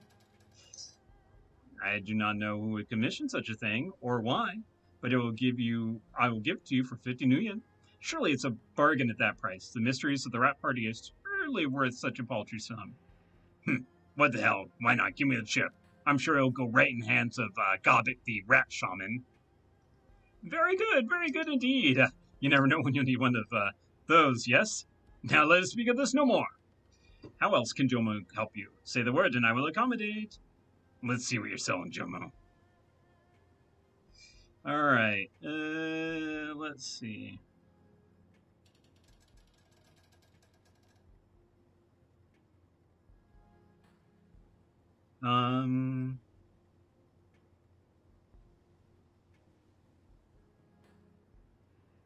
Blood calls to blood?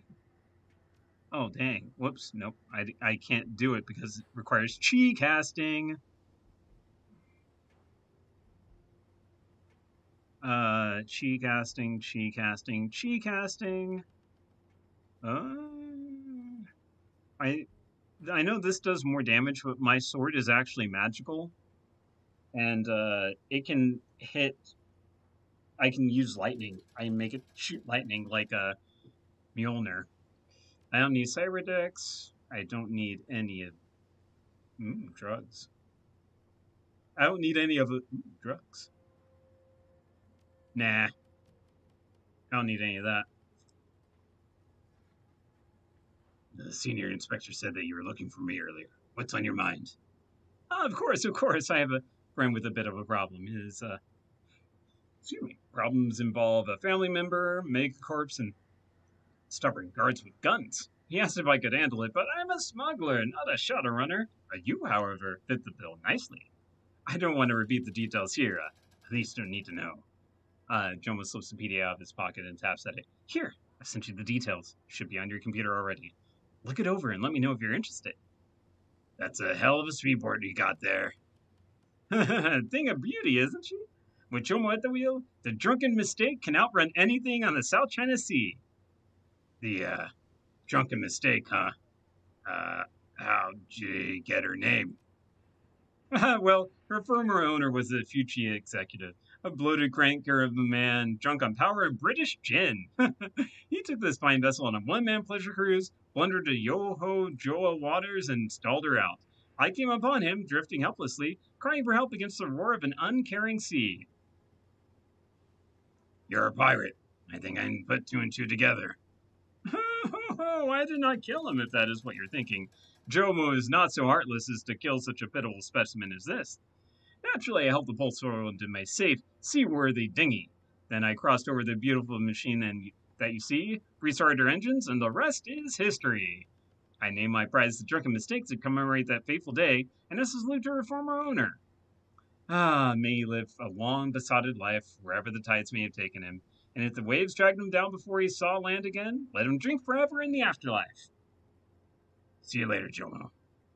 All right, so we're not gonna go, to the we're not gonna immediately go to on the main quest. What kind of what? Oh, good.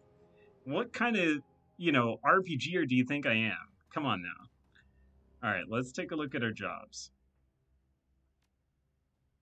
All right, view all pending jobs. Undersea lab job. From Sergeant Lee. Hey, good to see you're interested in my proposal. my friend, the one with the problem, is named Ming Kesio. He's been infected with the disease and he thinks it was done deliberately. Here, I've attached the video message he sent me. His condition is worsening by the day, so I'd really appreciate if you could help him out. He's fairly high up in Manobe International and he's got a lot of money. He needs some heavy hitting freelancers to help him out, so I figured it would be right up your alley. An elder man with a sickling pallor sits down in front of the camera and coughs several times. A series of intravenous lines have been attached to his arms, and a pair of respirator tubes snake into his nose. When he speaks, his voice is querulous and has a breathless quality to it. A disease that might have been given to him intentionally. Now he's finding it hard to breathe on a respirator. Game made in 2015, folks. Just saying. Just saying. Lee, I know this is a lot to ask, but I don't have anywhere else to turn. I'm dying, Lee. The bastards at Shiawase did this to me. I don't know how, but they got someone close enough to me and infected me with some kind of experimental bioagent. Covidia, I think it's called.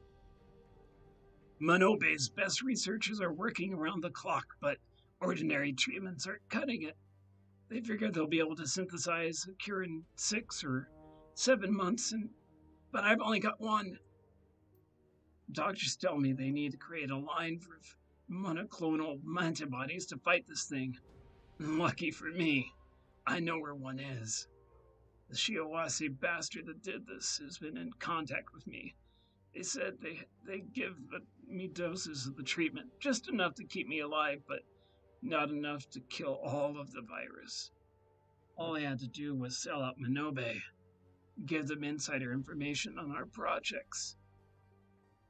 Ming pounds a fist in the armrest of his chair, doubling over with racking coughs. To hell with that. They want to play with fire? So be it. I need you to use your contacts. Find me some goddamn mercenaries. Not just any mercenaries either. I'll pay top dollar and I want the best. You hear me? I want ones who've killed gods. Manobe's information warfare teams have tracked the probable location of the germ warfare lab that this goddamn disease came from. It's some undersea place out in Yamehawe, codenamed Namazu. It's totally unlisted, and that means only one thing: illegal research. The mercenaries need to get into that lab, find the germ warfare section, and get me the monoclonal antibodies I need to live. Don't worry about getting down there. I'll loan you a mini-sub. Our security techs assure me they can blank the facility sensor grid for just long enough to get a team inside. I don't care how our contractors go about acquiring the cure, so long as they get it to me quickly. If they want to be a little quiet mice, great. If they feel like blowing the whole facility apart, I'm fine with that too. Just get me the goddamn cure. Let me know when you found somebody. So there you go. His family and mine have been held for a long time, but there's no way that I can help him directly on this one. This is Shiawase we're talking about here. Able to seat on the executive council. They pay my salary, albeit indirectly. Let me know when you decide what to do. Take it. If you're reading this, you've elected to take the job. This automated reply has let Ming know, and the mini sub should be prepped and ready for when you arrive. Go talk to Joma, and he'll take you to the submersible. Prisoner liberation. Oh, my friend, here I am emailing you about the rescue mission that I was made aware of. It's a mega heist of epic proportions, a run on one of the most elite corporate residences and offices in all the free enterprise zone. Ain't nobody pulled a heist like this in a long time. I'm getting excited already. With a big family like mine, we make lots of friends. My second cousin on my stepmother's side dropped me a line last week because one of her friends, a man named Martin Lai, has a big problem. She figures maybe Dromo can help because I have a lot of friends like you. So I say to my cousin, hey, I smuggle things. I'm no Shadowrunner, but I do know some some runners I could pitch this idea to. She says, fine. Tell them Martin will pay them a hell of a lot of Nuyen, but they better be really fantastic at this because if Villian dies, it's my ass. No problem, I tell her. So naturally, I think of you. Martin Light works for Yamatetsu. Yamatetsu and Fuji Industrial Electronics have been butting heads here in Hong Kong for a while, scrapping over who has more sway through the executive council. I'll make the long story short. Martin makes problems for Fucci, so Fucci kidnaps Martin's niece Lillian. They're holding Lillian Lai in a penthouse at their headquarters here in the FEZ, Icon Tower. Big black skyscraper in Central. Can't miss it. It's a simple job, but probably not easy. Martin can't get his Yamatetsu soldiers inside Icon without starting a corporate war, which is why he needs outside help. Somebody deniable that no one will miss if they die horribly. You, my friend. He can loan us two advantages, though. A small helicopter and a virus he had planted in Icon's perimeter defense systems. Our plan is this. We go in via the helipad on the roof, and you have Martin's virus turn off the anti-air defenses. You and your team work fast, get down to the penthouse, and rescue Martin's niece.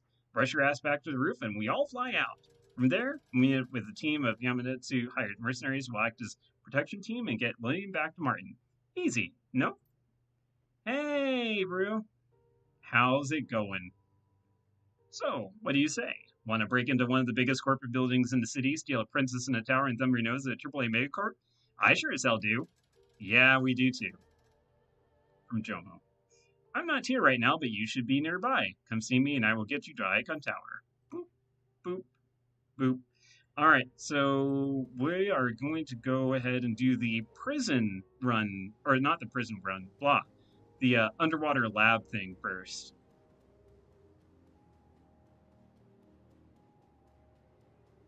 How you doing, Mr. Sir?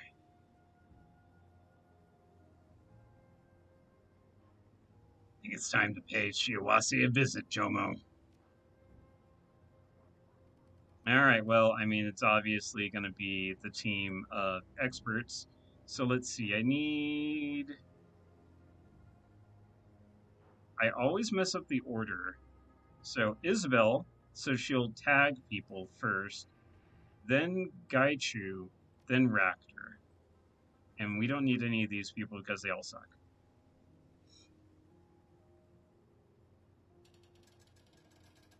And I think we're good. Let's do it.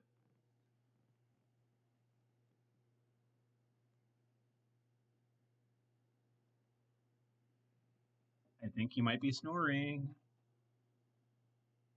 Nope, never mind. He's waking up.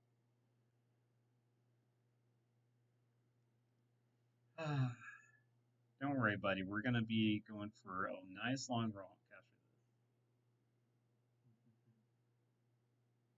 this. Him and his little hoodie.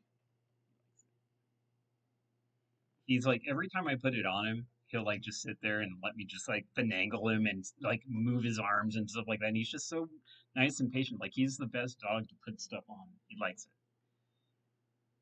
it. Yeah, like that. All right, Namazu. The trip to Lee's lone mini sub is uneventful, as is transit to the area near Hong Kong where Shiawase has built their research laboratory. The sub descends swiftly, and you're kept company by the hissing of the oxygen scrubbers, an occasional ping of active sonar striking your hull. As you near the coordinates for the lab, Jomo begins switching off all but the most essential of the systems. After a few minutes, brighter light filters through the portholes as you ascend into a moon pool, and there's a dull thud as the facility's clamps close around the sub to lift it free. Let's go ahead and actually we'll go for the good stuff. We'll take this just in case. Yeah. Anyone else need anything?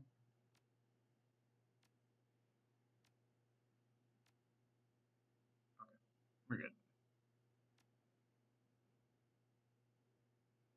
All right, now we're finally getting to a run after hour and 45 minutes. Thank you for being patient, folks. Hey, how's it going? You're just in time for us to actually begin a run. If it will go. All right. The submarine base smells like a hospital, antiseptic and sterile despite the presence of seawater. The sharp scent of rubbing alcohol intermingles with the metallic bile of stainless steel, dominating your sense of smell and drawing out everything else. The floor vibrates faintly under your feet, the soft electrical buzz likely emanating from electronics packed behind the facility's walls. You can hear the hum all around you, like droning sound of 1,000 tiny wings.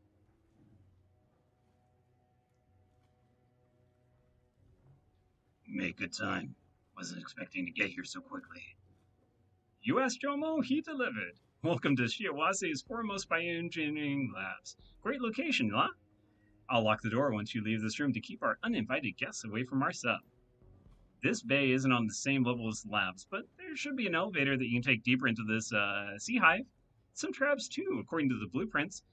Go, do your job. I'll keep the sub prepped and ready for your return. But places like this, they make me uncomfortable. Too clean. Try not to keep Jomo waiting too long. The germ warfare lab is where we need to find. Should be a pretty straight shot from here to there. When slain, places like this aren't known for their forgiving attitudes of their security staff. The guards are probably trained to shoot on sight, so we should plan on shooting them first. We all know what we have to do. Let's get to it. All right. Sweetness. Sweetness indeed. All right, everyone ready? Oh, I was expecting just a whole bunch of people out there. Oh, that's glass door right there. Oh. Are we going? Oh, okay.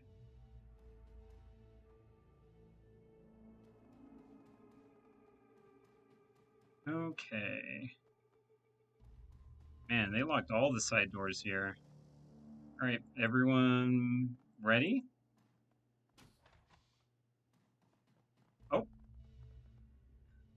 Isabel hisses under her breath, grabbing your arm. Shit, guards! Look over there. There's no way we're getting past them without a fight. At least they don't seem to have seen us yet.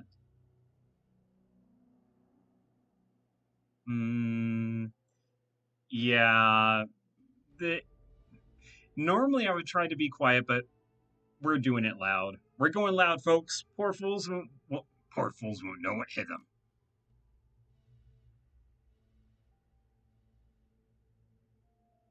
Yep. Ooh. Okay, so we got a mage. Those are just NPCs, but whenever I trigger... Oh, yep, alright, let's go ahead and go.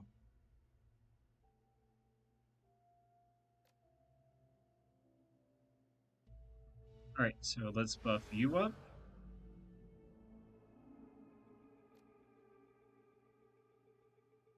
Let's see, let's strip his armor.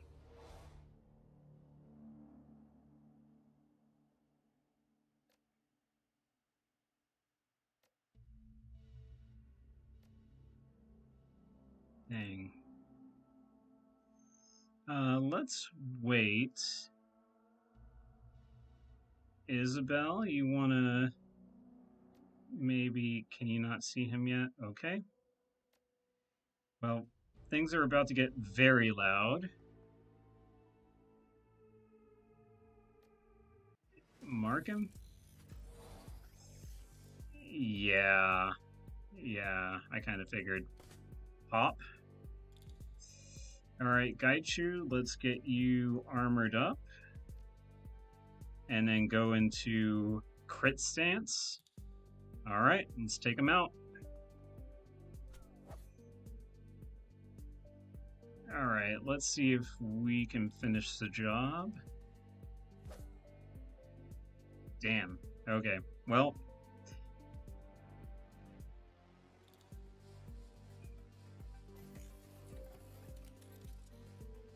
Let's get you pumped up here. Got that going, and then got that going. Alright, so let's say you'll go here.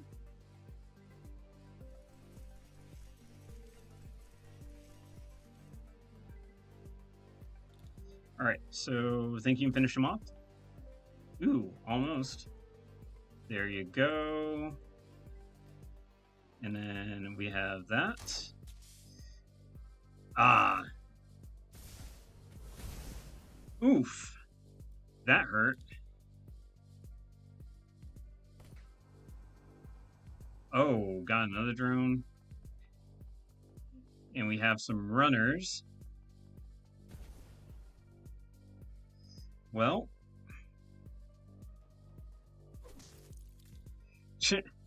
Yeah, that's down one mage.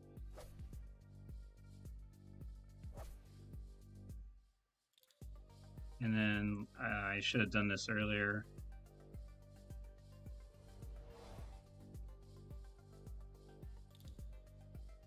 Okay, so let's see. Let's mark this drone over here.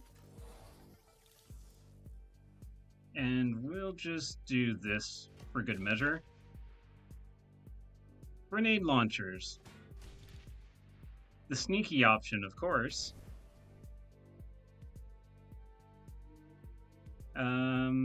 We'll have you just try to finish that off. Alright. Dang it, and they're blocking the door. I bet some more guys are going to come out of there. Probably. Alright. You want to repair Raptor?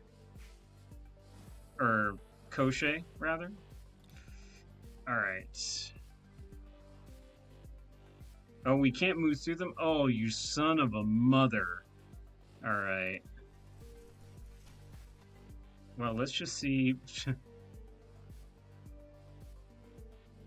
You know what? Just watch the door, buddy.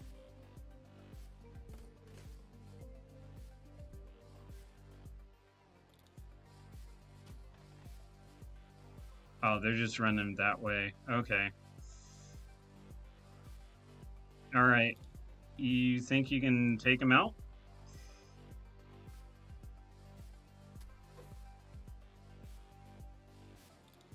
Let's see.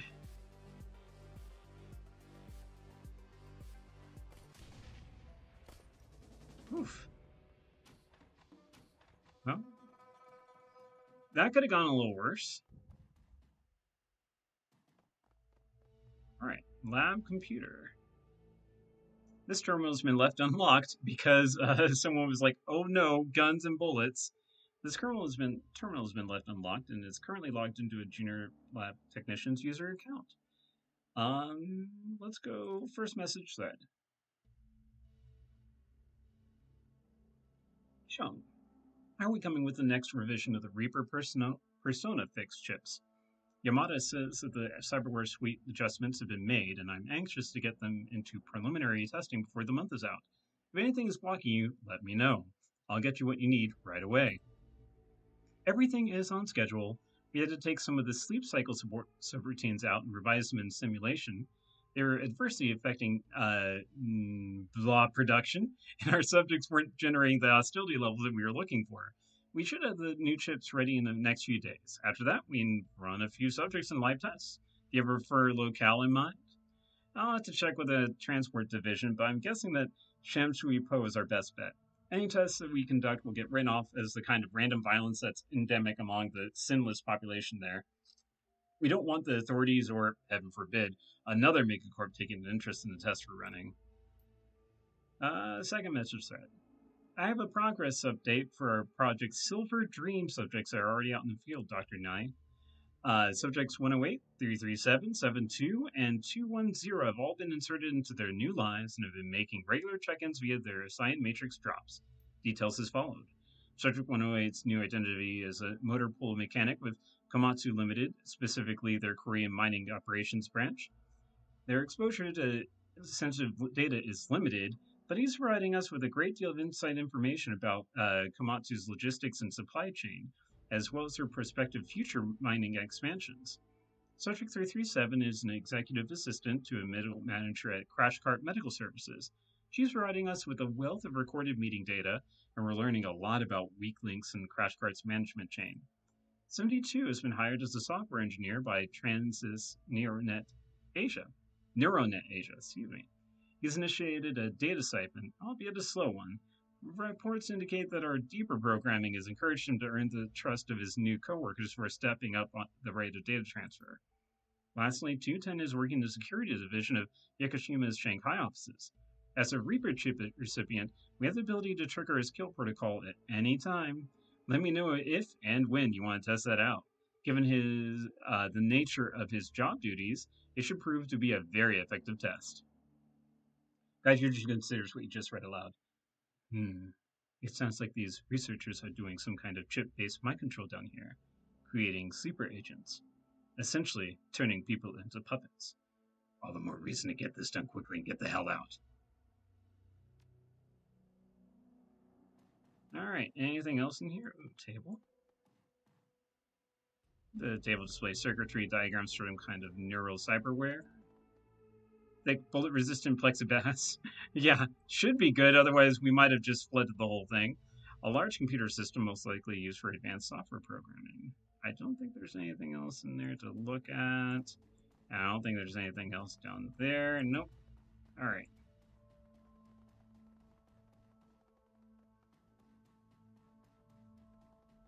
So, people left out of that elevator there.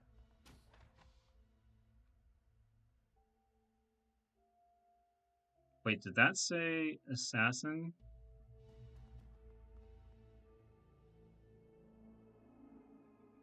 Lab computer's monitor glows brightly, awaiting your input.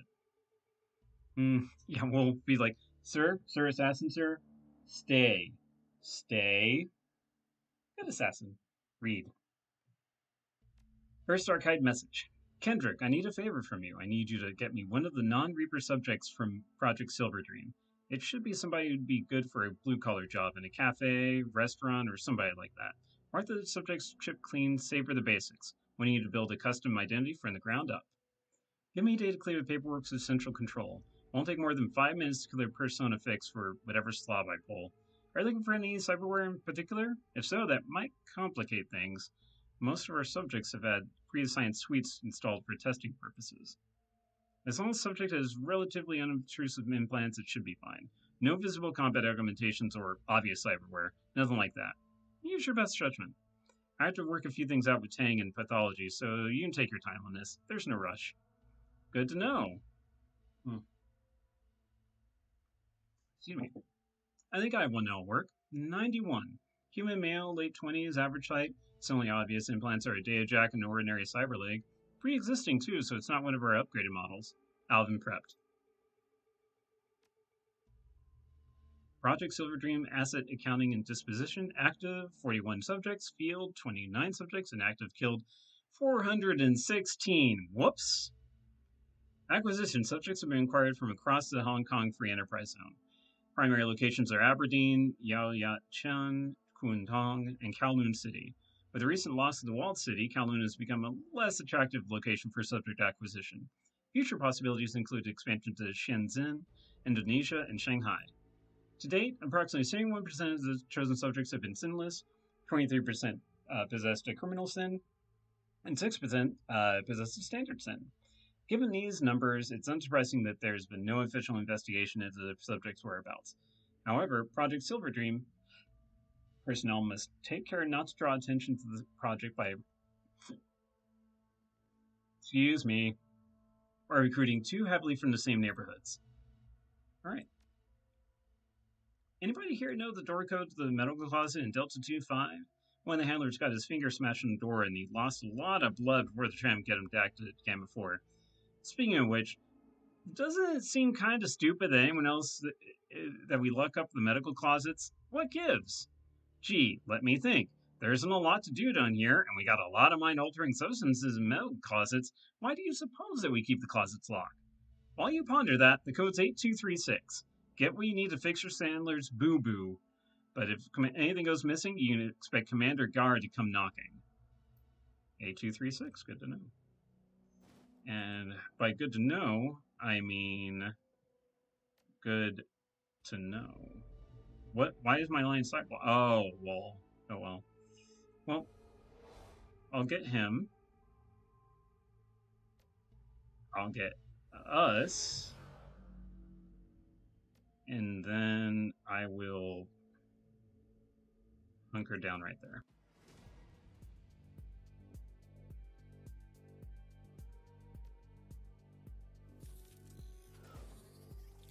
Oh well.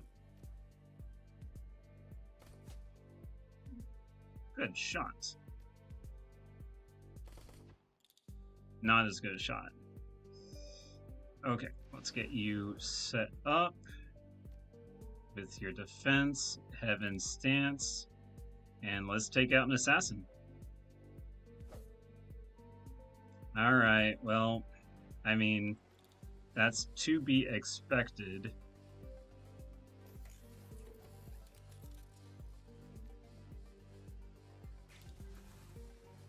And we power up Koshe, and yeah, we let the magic happen.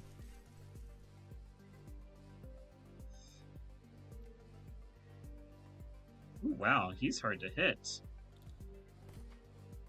Ooh, are you? Ooh, Koshe likes you.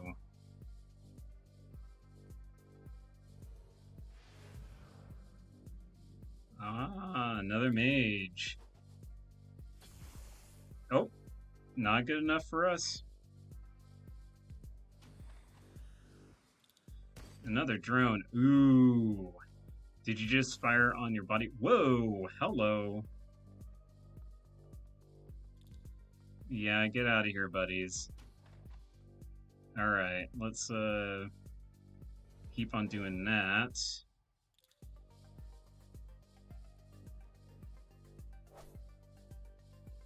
Yep. Why the hell? How are you...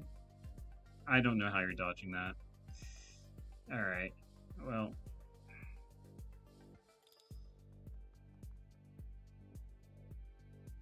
Let's get our grenade launcher out. Maybe we'll do some damage that way. Good enough for me.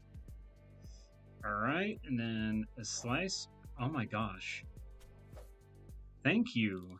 Dear Mother of Lords, that took forever and a half. Alright, well, let's patch you up a little bit, and then... Is there anyone you can even try to hit? I guess this guy over here? Yeah, that's... that is not your forte. Wow, these guys are tough. Alright, well, let's get the Conjure out of action. If we can. Holy moly. Wow, these guys are tough. I like it.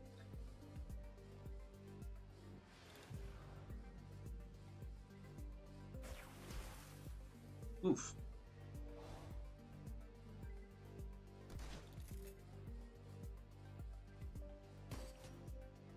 Holy moly.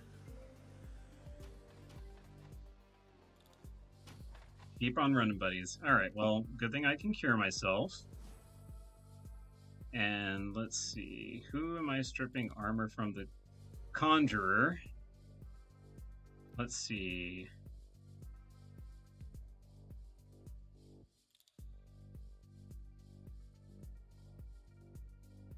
Right there's fine. Oh, I thought I was going to hit both of those. Oh well, that's fine. Let's do this.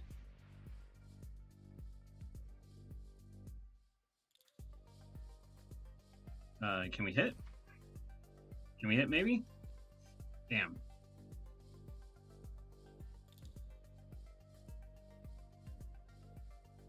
Let's see. He's fine. Let's boost him up again. And then is there anyone you can try to hit? I guess. Yeah. Did not think so. Okay, well... I have to go that way anyways. Koshe, can you please finish this guy off? Thank you. Holy moly, that was the most trouble Koshe's had in a fight. Like, almost ever. Holy moly. These folks are not messing around. Alright, let's go after this guy. Good job. Good job. Holy moly, ow. I gotta wait one more turn on the heal. Let's see. Can you take that one out? Good job. Alright, then let's try to mark him to make him at least a little bit easier to hit. There we go.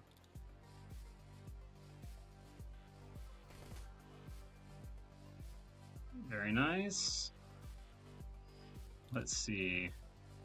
Gaichu, you want to finish the job for the guy who sliced you in the back? Or shot you in the back? As you proceed to slice him in the back. You hear a telecom begin the ring.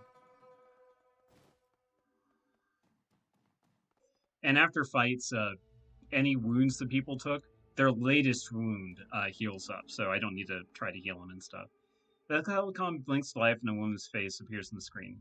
Right below the image identifies her as Dr. Janet Tang. Below her name, the words Gamma 4 Pathogen Hot Lab appear in bold red print.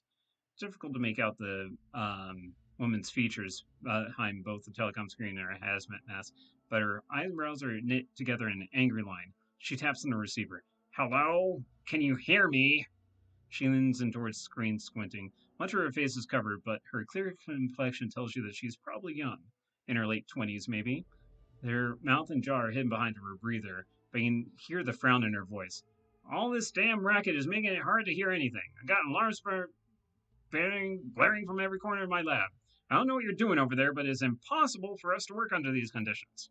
Her voice gets louder, angrier. I swear, this is another impromptu drill. Do you know how much progress I made on the HN539? Do you? Almost none.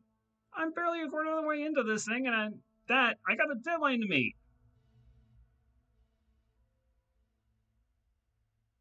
Everything's fine over here, Doctor. Probably just another security drill. Over. I swear, if those meatheads are at base 11 ever want this Corville finish, I'm gonna... Wait. Hey! Hey, you're not security!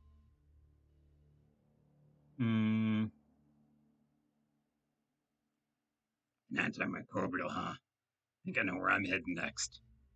The doctor's face totally fails. She points a shaky finger at the screen. You stay away from my lab! You have no idea what you got started in here! If you come in here all guns blazing, you could release enough deadly pathogens to kill everyone in this lab several times over.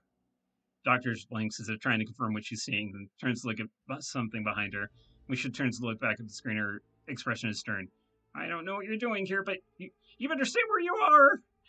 The sincerity of her words is undercut by the tremor in her voice. Unfortunately for you, that is not an option. We are here on a job. Whatever inconvenience that may cause to you is of no concern to us. I'm warning you, things will get ugly fast if you try to leave the sector you're in. You see her hand tremble as she slaps the receiver. Telecom. Screen crackles and goes black. I have a feeling that isn't the last we've seen of, Miss, what was it? Janet Tang? I doubt she could pose any meaningful threat to us. Nevertheless, there's no harm in remaining vigilant. Alright, well, let's clear up the rest of this stuff. A frozen metahuman lies within this cryo tank awaiting surgery. Yikes. This research station is unlocked, ready for your perusal. Let's see. Timeline on special project? How close are we on the special project, Chung? I need that subject in field testing by the end of the week. Central is breathing down my neck to get results, and I'm not going to let it slow down on your end and get me demoted. There's only so fast I can move, Nai. Writing the persona that you specify will take a minimum of 4 days. We could do it faster if you'd lend us more people, but no, you wanted to keep the core team. Give me some help from the cybernetics firmware team, and we should be able to move closer to your proposed timeline. Okay, Chung, you win. You can have Dang and two assistants. Dang, I want you to help Chung out with whatever he needs. This is a red ball. The end of the fiscal quarter is coming up, and I will not have another bad review. Got it. We'll shift priorities immediately. Okay, people, we've had to change the code for the weapons locker again. Our security drones kept crashing whenever anyone put in the previous code. QA Meds managed to track the problem down to an Easter egg that someone wrote into their object recognition code. I guess that 1337 has some significance to some joker on the engineering team. Teehee, leads. Given this new information, we changed the code to 4077. Hopefully, this will resolve our random drone crashes. Excellent. I'll take it.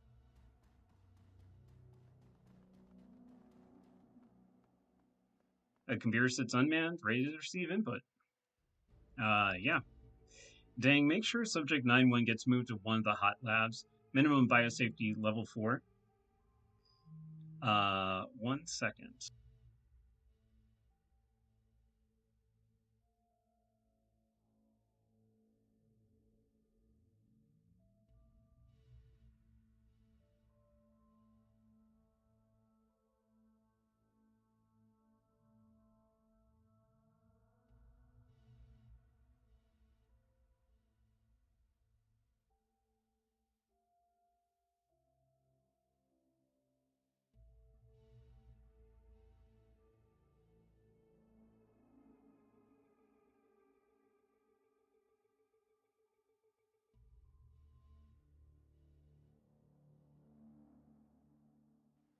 Sorry about that, folks. All right. Uh, Once we're done with him in there, we'll need to move him out in a cryo tank until he's back on land. Nobody opens that container unless they want to be confined to the cold storage themselves. Are you sure? We spent a lot of time and money implanting experimentals everywhere into those test subjects. You infect them with anything from BSL-4 lab, and their life expectancy drops to a week or two tops. On that note, where's the subject going on the surface? Do we have containment teams standing by? Is security in place to prevent an accidental breach? Let me worry about all that. You'll be covered if anything goes wrong. We're just conducting an unusual field test, that's all. Nothing for you to lose sleep over. Indeed. What could possibly go wrong? Oh, wait. Second. Okay, Hung, since you're new on the project, you probably aren't aware of the various suites we've been installing into the test subjects. Buckle in and pay attention. I'm going to give you the basic rundown. Reaper. The Reaper suite and chip were designed for heavily enhanced combat models. They've been given a variety of implanted weapons, musculoskeletal enhancements, and assortment of bodywear packages to enhance their close combat capabilities. The Persona Fix chip keeps them docile and ensconced in whatever fantasy life we've cooked up for them until we flip the switch. When that happens, all hell breaks loose. I like the Kingsman. Yeah. Golly, that was a great fight scene. If you have not seen the Kingsman church fight scene, just go to YouTube and watch it. Just wonderful. Anyways, Reaper carriers were designed to work as distractions, saboteurs, etc. They're no good as assassins because the methods that we use to override the Amangla prevent them from recognizing specific targets. They can discern between friend and foe, but that's about it. They won't seek out a designated target over any other given hostile. Dreamers. Dreamer package was designed for deep cover operatives. First, we take a test subject with superficially similar background to our projected target identity. Then we read their memories using an assist biofeedback system and program a chip for their new life and habits. So, beginning of the game of the first campaign, we kind of had someone fiddling with our heads. Don't tell me this is all a dream. I would be so mad. So mad. Calling it here. Anyways, cyberware includes a number of neural shunts, data filters, and mnemonic locks to make certain their subconscious espionage activities aren't remembered. Ghost. Last is the Ghost package, the assassination suite. The goal of this package is simple: maximum infiltration, maximum lethality. They've got vocal modulation, retinal duplication, and a slew of close combat skill wires, and whatever other spyware we can cram in. They get close to a target and wait for activation. When they've been activated, they do whatever they need to get within proximity of their target, and that's when the cranial bomb detonates. I hope they have a contingency plan.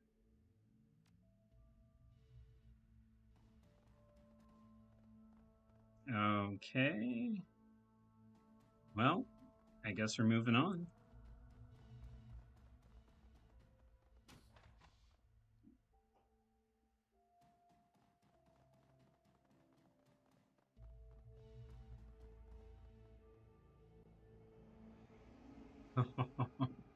Had to show you, pod's kind of moved over a little bit.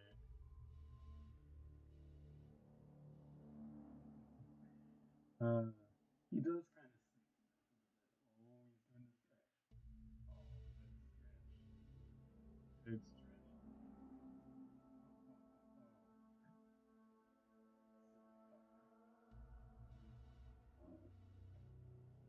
I'm gonna need to figure out a way to make it where I can shift this to full screen whenever I'm doing puppy cam mode. So I'll figure that by next stream. All right, which way? Oh, that's just weapons locker.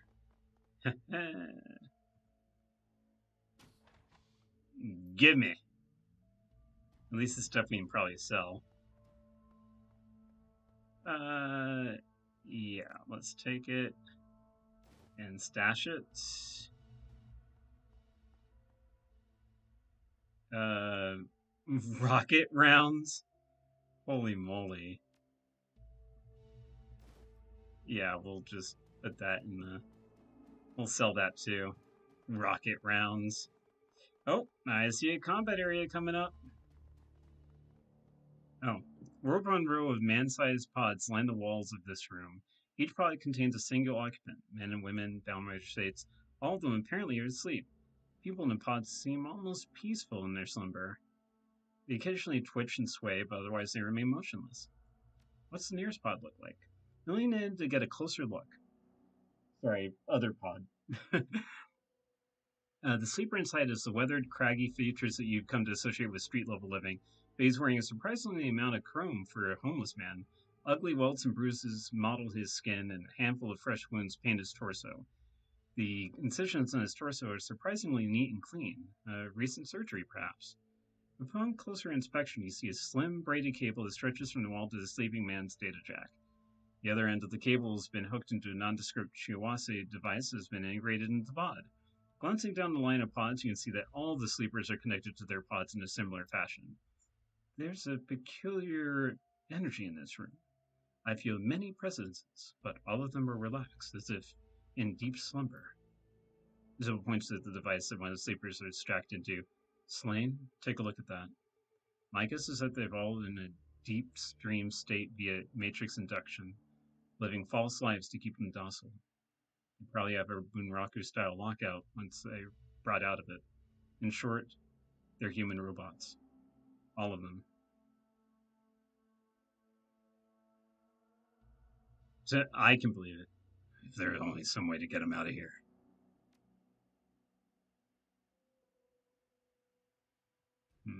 Well, oh well. Something clanks nearby. The sound reverberates in the still air, stretching and lengthening into a persistent hum. It sounds a bit like the ambient drone of an air circulation system, but as you listen, it grows louder. Gradually dawns on you that the noises come from the walls, but from the pods that protrude from them. There's something disconcerting about that sound. I cannot place it, but there's another loud clank, and you catch a hint of the motion in the pod nearest you. The pod's occupant, a battered troll riddled with chrome, shifts uneasily against his restraints. As you watch, those restraints disconnect. The troll's face and eyes slide open, and his face twists into a hateful snarl. Deitch's nose wrinkles. Bloodlust. I can smell it in the air. The thing that has awoken has no mind of its own. Its only thoughts are of violence. Monitor near you flickers to life. A nervous-looking Dr. Zhang addresses you, eyes darting frantically around the room. I can't allow you to progress any further. Shirawase has invested millions of millions in research in this lab. I can't let you threaten it. If you try to get any closer, I'm going to have to stop you.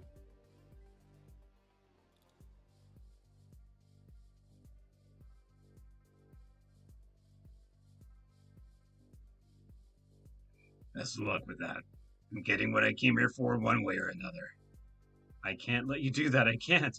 She looks to the right, just off screen, makes a slicing gesture with her right hand. She says to someone off camera, I gave you the signal! Open up pods, damn it! Wake the damn things! The troll peers at you through red, vacant eyes. The door of his pod slides open, and like a chain reaction, several other pods follow suit. There's an explosion of motion from the pods, and the subjects contained within charge you like a pack of rabid beasts.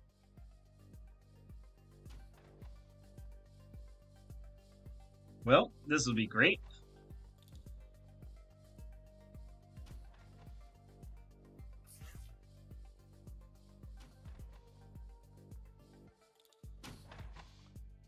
Oh my gosh. Okay, well, let's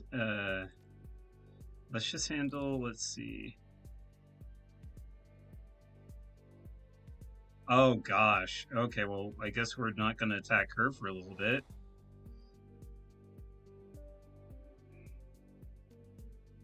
Alright, Gaichu.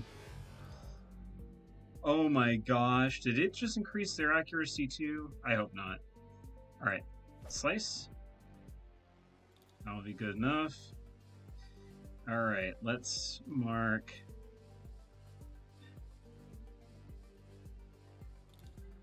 Let's just mark you and work our way down the line.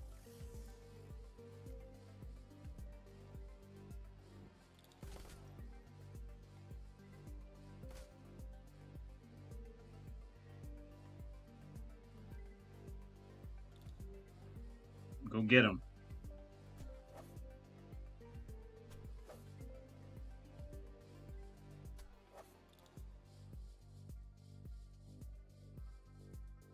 Alrighty.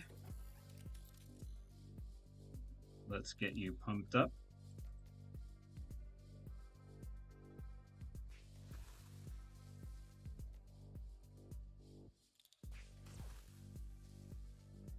I suppose I can zoom in because it is kind of packed in there.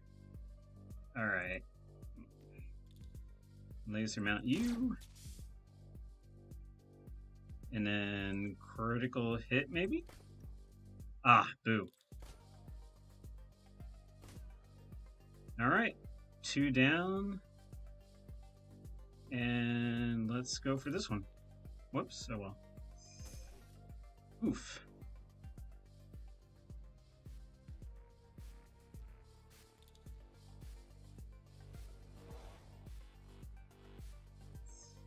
Alright, let's just get...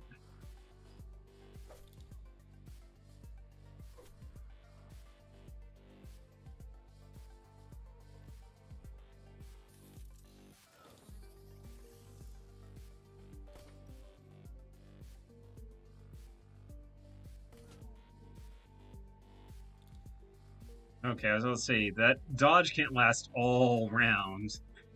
Alright.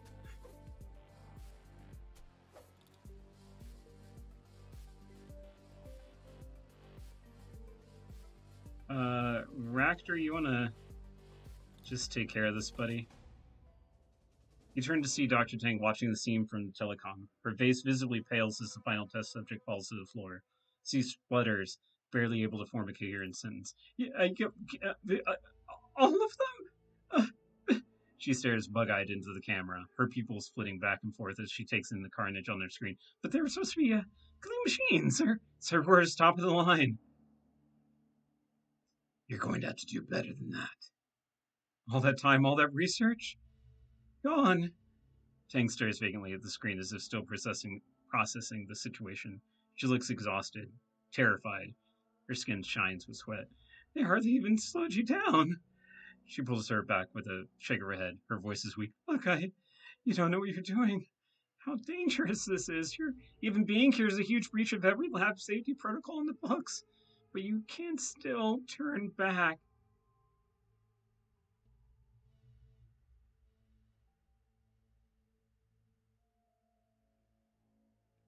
There isn't a chance in hell I'm bowing out of this job.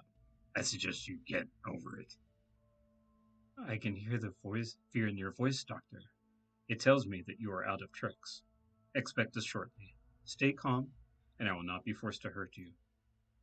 Look, you don't get it. I work in a BSL-4 hot lab. That means I'm surrounded by aerosolized, lethal, highly infectious pathogens. Her voice comes out in a tight rasp. Literally anything that you find in here could kill you.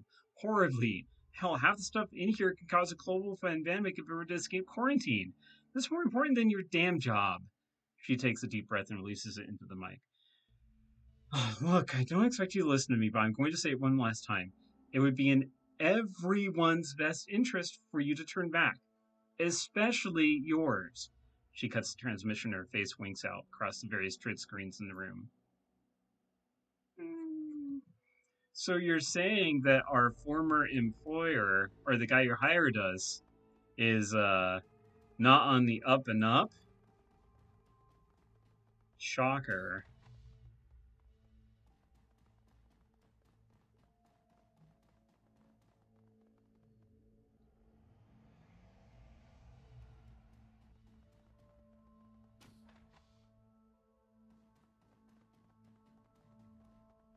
All right.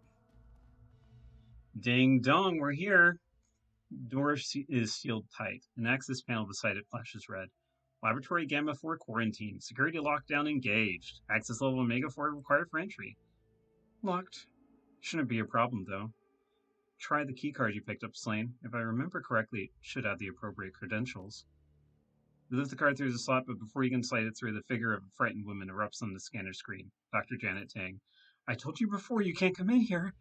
Her breasts come in tight, panicked gasps. She's doing her best to stay calm, but she's clearly terrified. I don't like repeating myself, so listen. Please.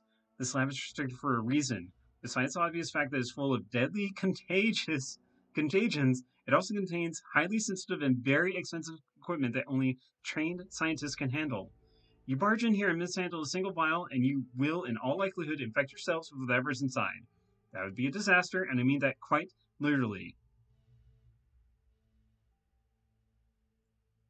Guess you better give me some incentive not to mishandle any vials then. Are you joking or are you just crazy? How many times do I have to tell you that what will happen if you come in here and make a mistake? Proctor scoffs at her. Come now, Doctor. Given the remote access precautions that these labs take, I seriously doubt exposure is a serious risk. If this is anything like the labs we had back in Russia, anything that would pose a serious threat is hidden behind rows of negative pressure safety nets and accessible only via remote operated Waldo frames. Then it's settled. Coming through.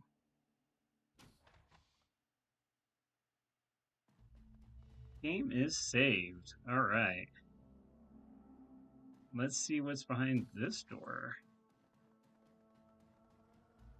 Nothing. That was weird. Anything over here? Nothing. Sorry, I just had to go through all the side routes before, going the final way. Hello, we're here. Ding dong. Dr. Janet Tang stands firm. Given the situation, she looks remarkably well composed. She waits calmly as you approach, her shoulders held rigid and her arms crossed over her chest. Her two associates shuffle awkwardly behind her, their hands shaking. They both look terrified. I told you not to come in. You shouldn't be here. Her voice is firm, but there's a slight tremor in her voice. Listen to me. You made a horrible mistake. One wrong move and you'll release God knows what into the room. If you work with me instead of against me, we can all leave in one piece. She raises her hand in a calming gesture. I understand, and we're willing to cooperate with you to move things along faster. We all want to get out of here alive. So, this is me cooperating. You tell me what you want, and I'll give it to you. No more arguments.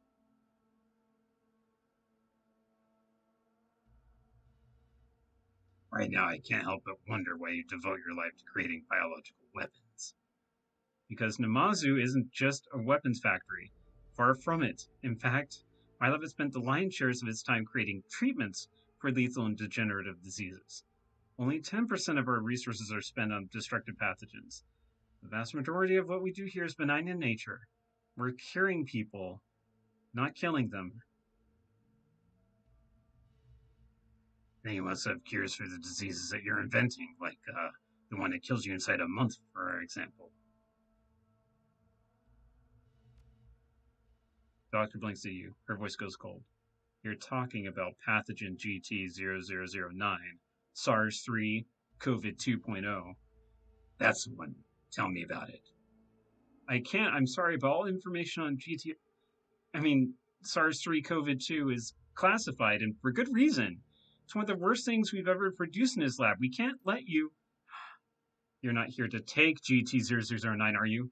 Please tell me that's not what you're here to do.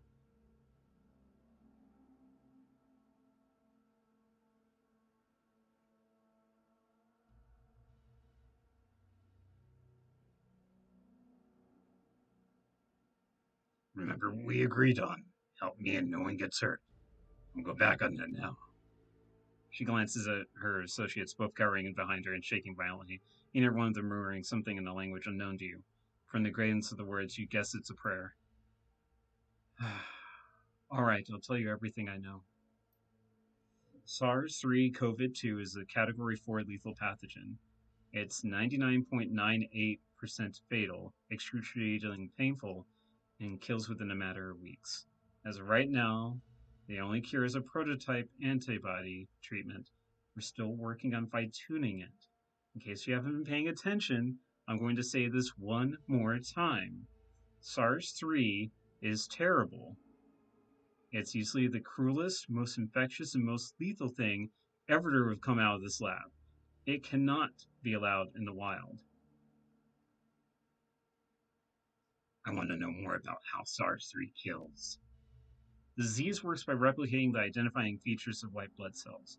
It tricks the immune system into ignoring it, and then it self-replicates at an exponential rate. During the early phase, while it's colonizing the body, a patient doesn't experience any overt symptoms, just a mild temperature and an elevated white cell count. That's it. Pretty sure you really want me to go on? It's pretty gruesome. I didn't tell you to stop. All right, okay. Here we go. Once the virus has thoroughly colonized the host, it begins a devastating attack on the body.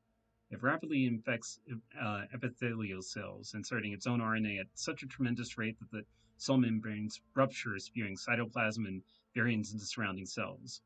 By the time the attack has begun, the damage is almost immediately irreversible. So what's that got to do with messing up your lungs? The virus introduces a hypersensitivity reaction in its host. Lungs fill with mucus and sputum, leading to hypoxia. Victims drown in their own fluids. We spent a long time developing GT0009. The secret was hybridizing the standard SARS coronavirus with a third strain of virally induced toxic allergy syndrome, VITUS-3. That's why standard treatments don't work. By the way, 2015, folks, and we're talking about coronaviruses. Yay! As in this one, the game. I'm just serious. Like, this game is just like, wow, you're saying something. Mucus yum. Not yum. Sounds terrible, but I guess it's probably effective. Yeah, well, don't want to be a told you so, but it's a bioweapon. They don't have much deterrent value if they aren't horrible.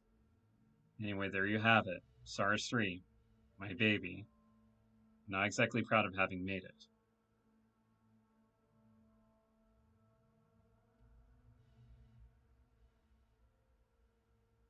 Sounds like my client's probably gonna die then. She stares at you for a long moment, processing what you just said, then, not necessarily. We developed a strain of monoclonal antibodies in tandem with the disease. It is imperfect, but it works. That's the only cure. I was attacked by some test subjects of yours on the way here. Care to tell me anything about that? I suppose there's no point in withholding information, is there? Nope. You can see the doctor's cheeks pulled downward as she frowns beneath her mask. She nods her head somberly. The two researchers behind the door mimic her gesture, their heads bobbing up and down like a couple of pigeons. They're part of a study called Project Silver Dream. Each subject has been implanted with a prototype BTL chip. The goal of the project is to create a perfect switch for sleeper agents and spies, one that can remain undetected by current scanning and identification technology. As of right now, the project is still in early testing. Our subjects are more often used as test beds for new cyberware while the Silver Dream BTL chip is being refined. A necessary adaptation, considering that our field experiments have only achieved partial successes thus far. Unfortunately, we haven't always been able to maintain complete control over the test subjects. The Silver Dream team is still working on that. Your run-in with the test subjects wasn't an accident. I'm sure you figured that out already. It was a hasty decision on my end. You already know why I did it. They were the only thing standing between you and my lab, and I was trying to avoid a containment breach. I stand by that decision for what it's worth.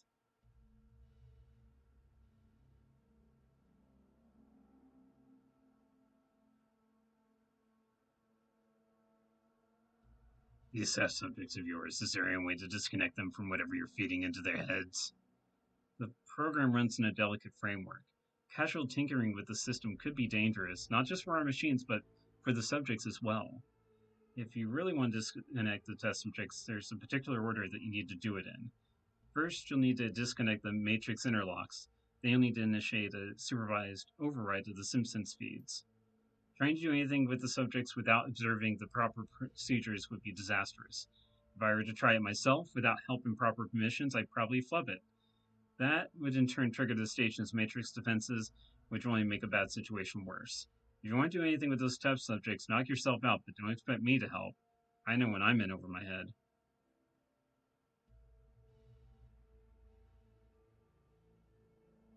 What about this facility? Can it really keep your project safely inside? I want details. Well, nothing's ever completely foolproof, but any project as sensitive as ours requires a lot of very careful controls and strict adherence to procedure. Shiawase is very strict about safety for obvious reasons. She begins sticking off items on her fingers. Reducing the number of potential exposures is one way that we prepared for an outbreak scenario. We run on a skeleton crew, maybe 200 people at most. As you can imagine, living down here for long periods can be difficult, and people really acclimate enough to last more than a couple of months. To prevent our projects from suffering, Shiawase cycles its employees out every 14 weeks. There are no break days while working the underwater cycle, but we're greatly compensated during our off months. Still, people find a way to get bored, and so we try not to keep anyone on staff that we don't need. Most of our security and menial labor is handled by drones. We still have a few flesh and blood security personnel. I think that Commander Gar has been down here longer than anybody, but mostly it's all drones for the blue collar work.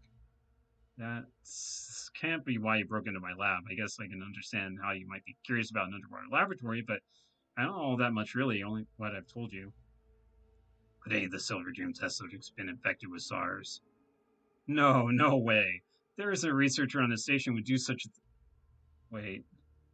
Dr. Knight came to me a couple months ago asking for a SARS-3 sample. I didn't think it was unusual at the time. All of us in Gamma 4 need the occasional sample for further studies, but what? As far as I know, I never received his report on the sample, and the sample itself was never returned either. The way our system works, it's impossible to take or return samples without our computers logging the transaction, which means either still has it or he used it somehow. His numbers were slipping too. We were contacted by the board not long before he requested that sample, but I can't imagine he'd be desperate enough to use in such a risky and uncontrolled environment and on such valuable subjects. I have to concede that's a possibility, though. You know, those test subjects looked a little pale, never even sick. Do you think? You can't be serious. If they were affected, then. No. You should be fine. It takes more exposure than a shared space. If you have prolonged exposure, maybe, but no. The risk is 1 in a million. You're fine. You're fine. Well, I've heard enough. Now there's just the matter of what to do with you and your team. She raises her arms, palms towards you. She's sweating. Wait, just listen. Before you do anything, please listen. We aren't bad people. We're scientists who were assigned a dreadful task and did what they do to keep their jobs. That kind of thing happens to everybody. I'll bet it's even happened to you once or twice. Please don't hold our professionalism against us. Let us go and maybe we can do some good out there. We'll find a different corporation to work for and better projects to pursue. Just don't kill us. I'm not like you, Doc. I don't kill unless I have to, and I don't make excuses for myself when I do. Now take your men and get out of here. Janet's head jolts up in surprise. Her associates look at each other as if expecting you to change your mind or maybe convince your words are a trick. She takes a step forward, and her voice stutters. I don't know what to say. You didn't think... thank you. I won't forget this.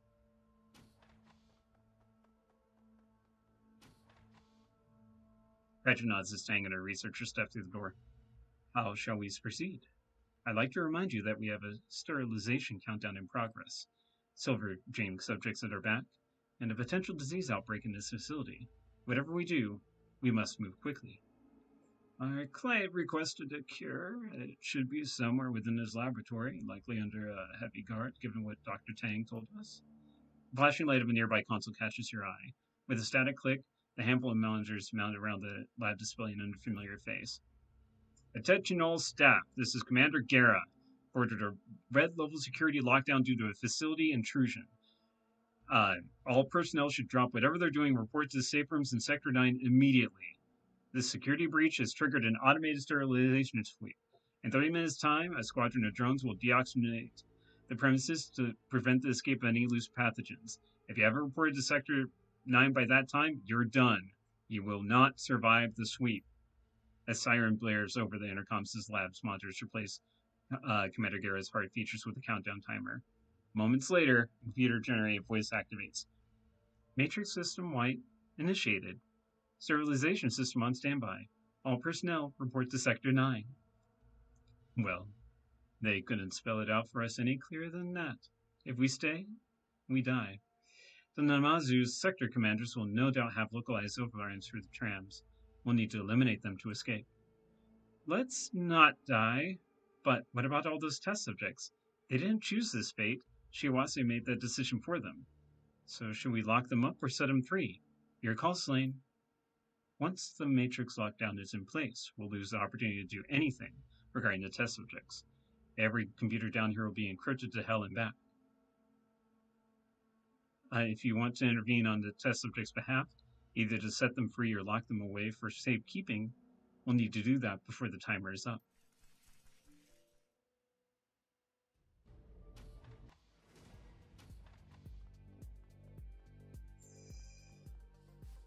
Holy moly. Well, they want to fight? They gotta fight.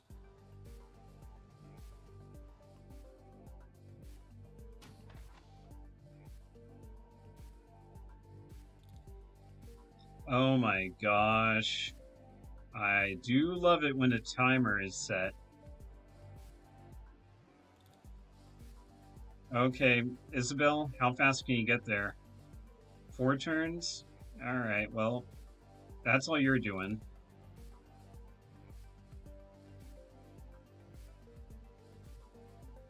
Alright, Slane... Let's... Oh my gosh. Well, let's break your armor. And let's... Yep. Looks good to me.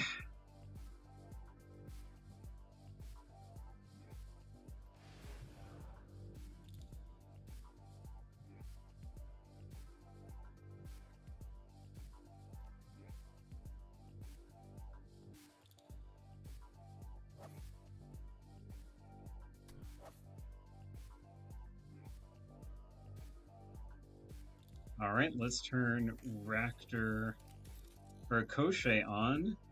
Let's give you bonus movement, and then we're gonna have you keep safe. Is behind there good? No, it doesn't look like it. Oh, we also have the people that are back there too. Oh, boy.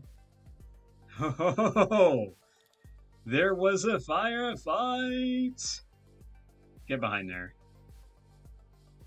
Alright, Koshe, this is what your grenades are for.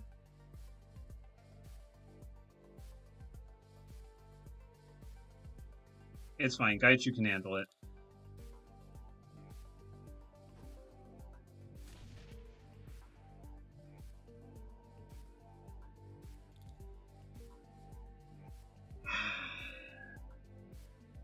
You sons of guns.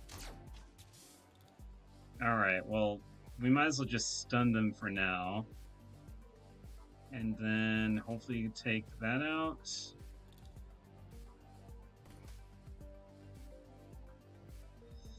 Oh boy.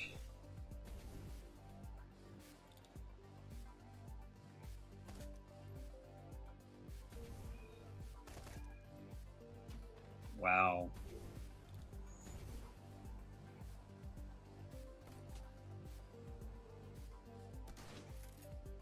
Holy moly. They are really putting it to Koshe there. Holy moly. That's the closest Koshi has ever come to being, like, actually maybe dead. Well, yeah, let's get you. And then how about I get that real quick? And then I will stab you real quick. All right, time to jack in. I don't think there's anything else that we can do, so let's do it.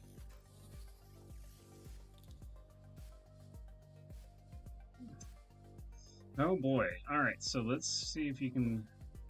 Come on, you gotta kill him, buddy. There you go, good job. Can you kill this one too? Good job. Alright, let's see.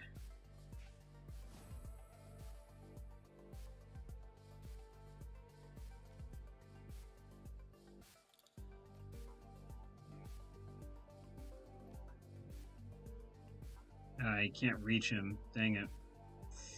Well, let's give you some bonus aim at least.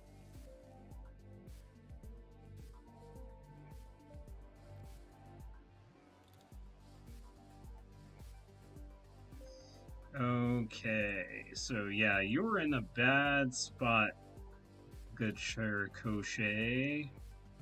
So let's...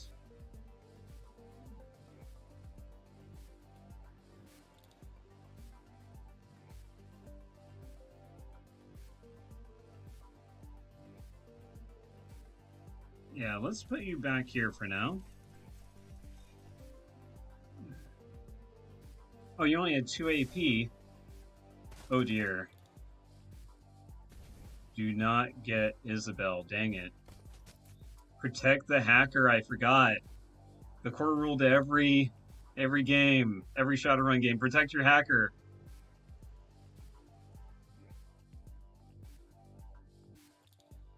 Ah!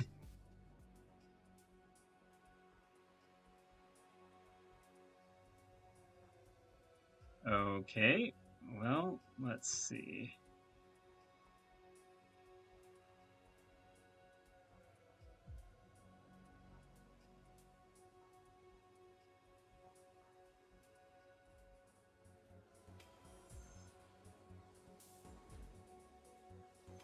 All right.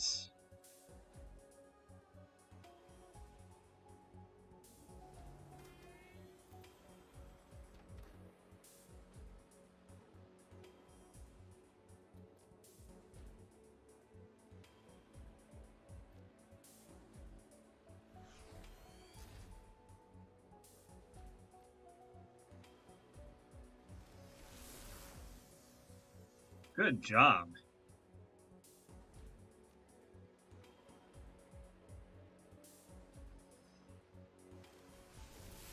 Dang, didn't think that would hit.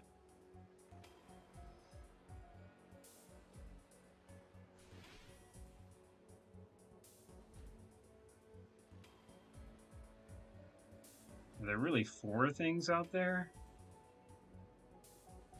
Who keeps messaging me? Oh my gosh, I have so many bazillion messages right now. That's gonna have to wait till after I finish my run. Alright, let's see. So, got that.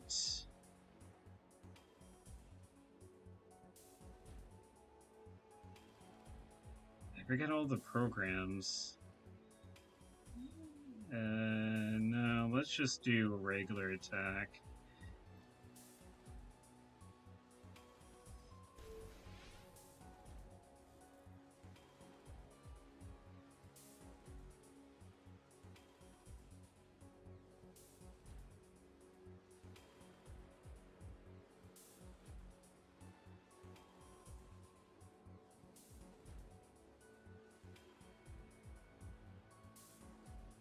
Whew, that was close.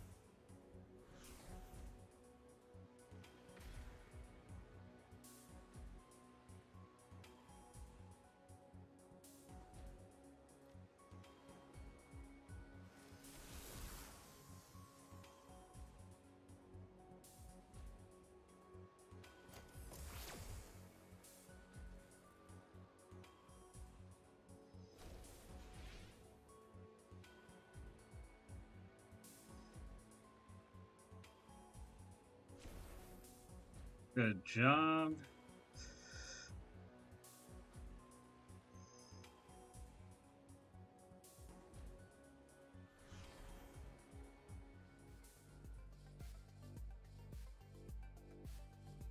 Dang nation. Okay. So I hope this works the way I want it to.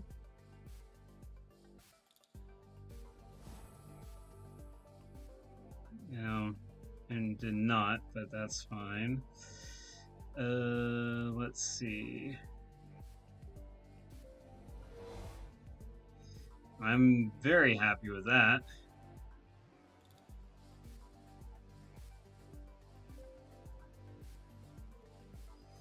Okay, so you have some problems. Let's deal with them one at a time.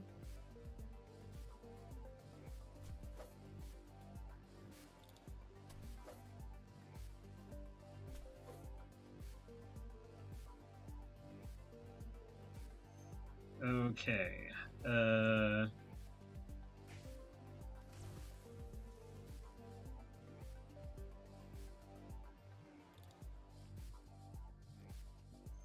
Come on, get lucky.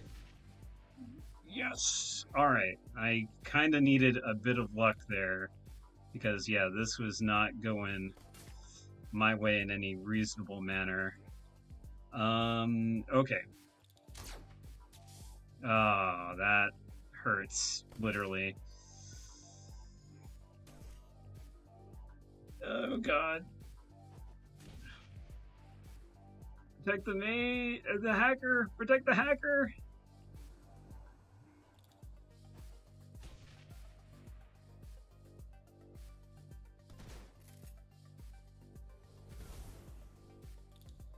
Oh my gosh.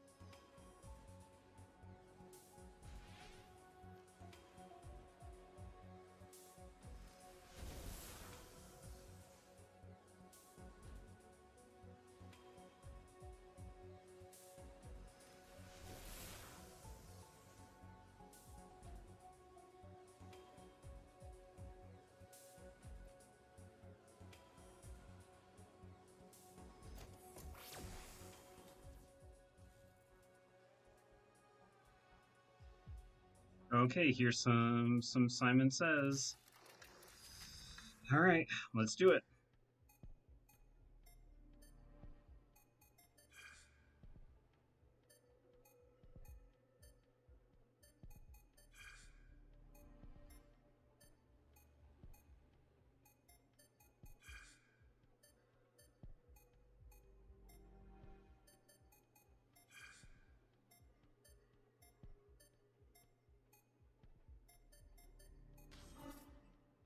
Oh, good enough. All right, so we got that. Is this one? Nope.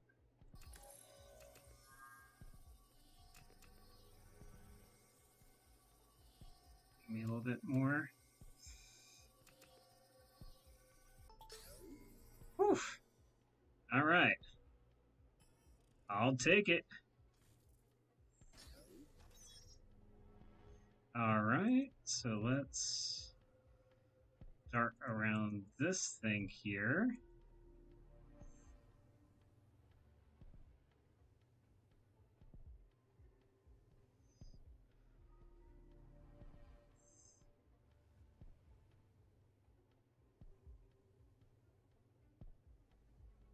All right.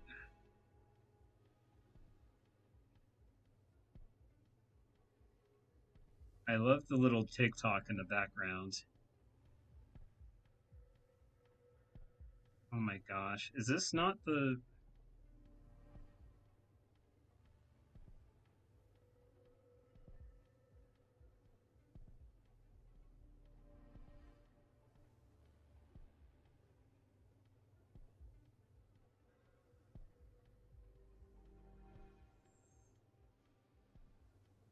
Oof. Alright. Let's try it again.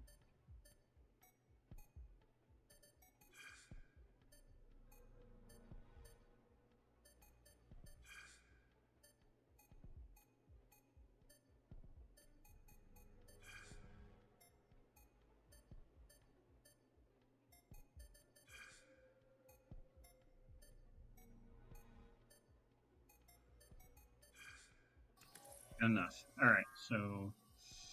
Starts with that.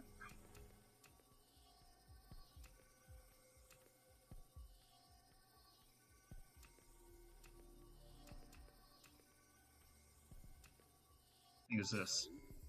Yeah. Sweet, sweet. Accessing the master drone control node, you quickly disable the facility's drone network. The system hiccups a few times and launches a reboot process. A serious assassin message pops up. Apparently, you haven't just deactivated one segment of the drone network, you've sent every drone in the facility into standby mode. You shouldn't have to deal with any more drone-based opposition from here on out. Thank you, Iz. You the best.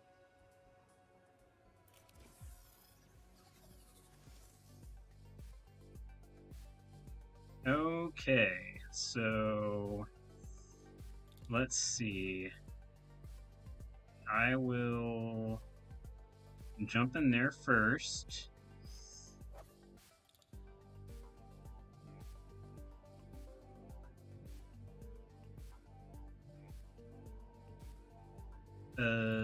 Let's see.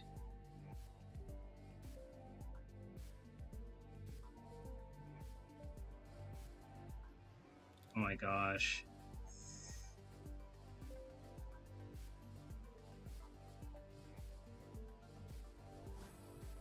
Alright, there we go for her. So, yeah, if I hadn't healed that, then she would have taken just a whole ton of just stupid damage. So, anyways, let's mark this fool. And guess what? Get grenaded, punk. And again. I'll take it. Let's see. Let's go ahead and... Alright, let's take out this guy first, I guess. Oh my gosh. Alright, let's get the lab safe real quick. Lab safe is unlocked. Seems the Matrix was the key to opening it. Rows of chilled vials sit on racks in the safe's refrigerated interior. Tractor reaches in, finds the appropriate vial, and pockets it.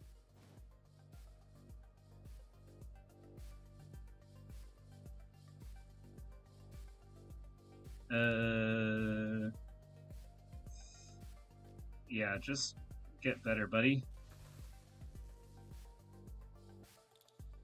Alright, I mean, we'll take our hits where we can at this point.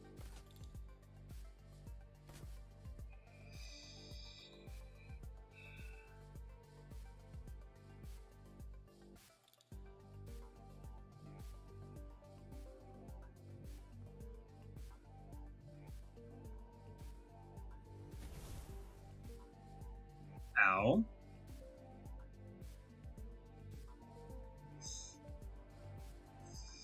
Run for the research terminal. Yes, override Simpsons feeds.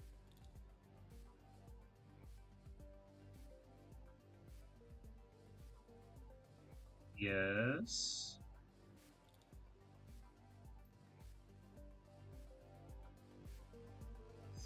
I forget, what all mission things did we have left? Oh gosh. Where were the interlocks?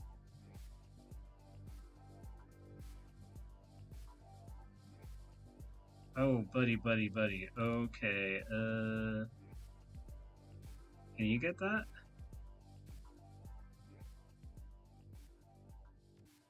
Disengage.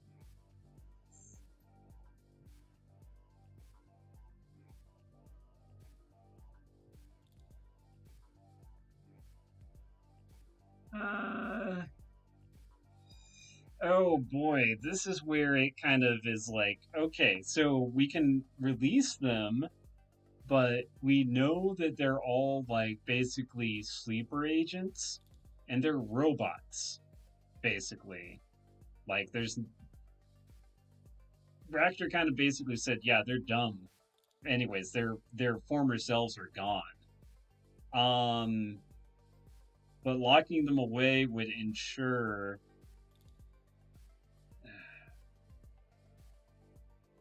the tough choice is let them go, release them from the Matrix, or let them stay in their Matrix dreams.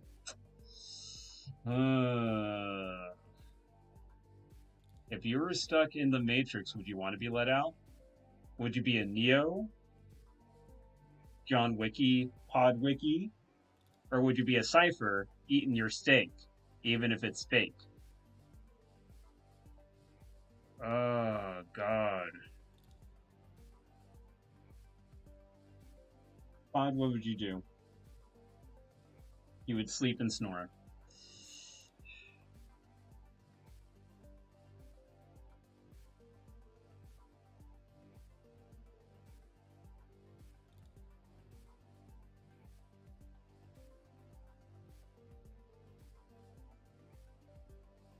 What's the world without a little chaos? Alright, disconnecting the subjects may result in a premature termination of program Silver Dream. The terminal's phasing seems familiar. This must be what Dr. Tang was talking about, the program command that will release his lab's test subjects. Tang put a lot of emphasis on the potentially dangerous fallout that could come from this course of action.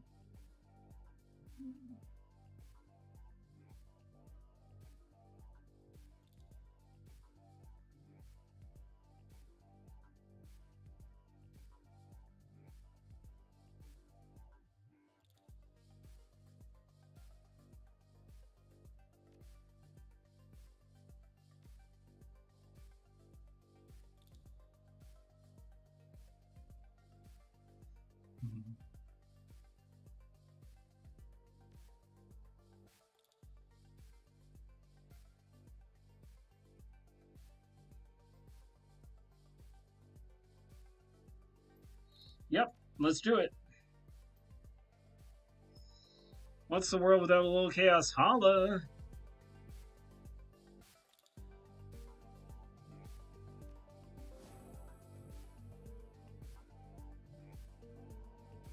Mage, you made a big mistake.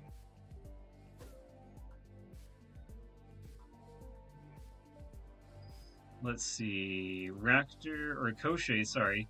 Can you eliminate this ant? Oh my gosh. Thank you, Koshe. Jeez. It's like, this has not been a run to be proud of, is it, buddy?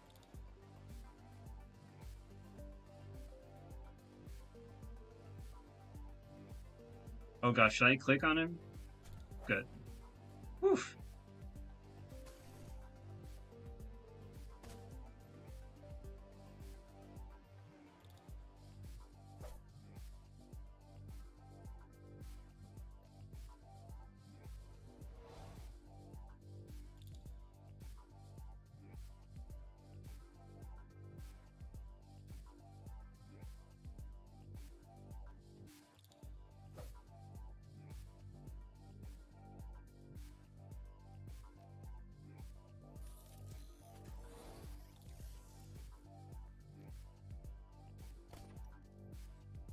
$95%? What is this, XCOM? Alright, let's finish this guy off.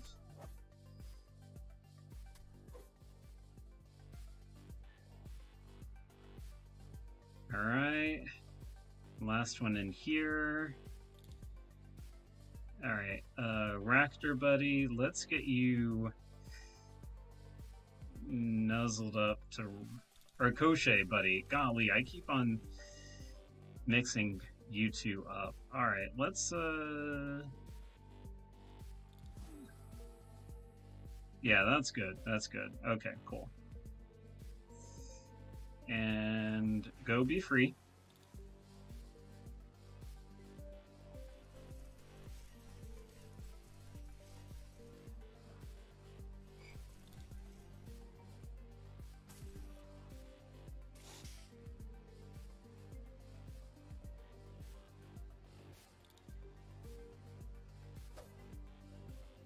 Yeah. You're going to regret that, buddy.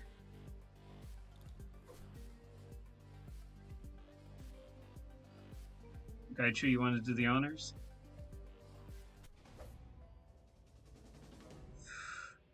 Oof. Oof. That was tough. I like that fight. That was good. Alright. Let's see. Oh.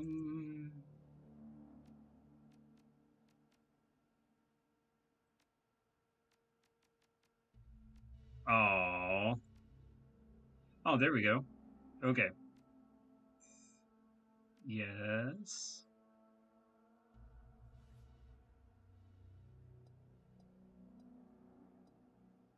And so you want to use teammates' healing stuff before your own, because theirs will regenerate between missions. Yours do not. Let's see. Who else is missing hit points?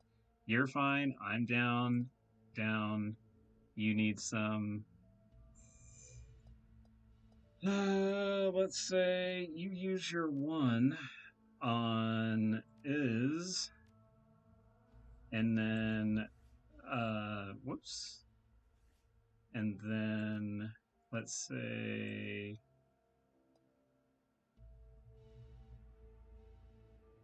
And we'll have Raptor use his on me.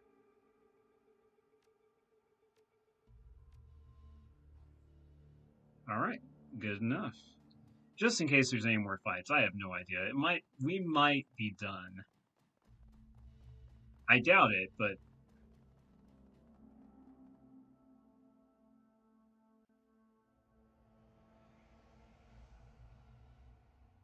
Yeah, we gotta go through everything again. A sharp melange of smoke, explosives, and ozone buffets your senses. You hear someone calling to you from the pod room. A disheveled, brown-haired elf is crouched just inside the door. His blade face turns to you to shout above the din of gunfire and screams. Take cover! Yeah. Didn't think it was that easy. Even though I said that was a pretty hard fight. No, we're still going, buddies.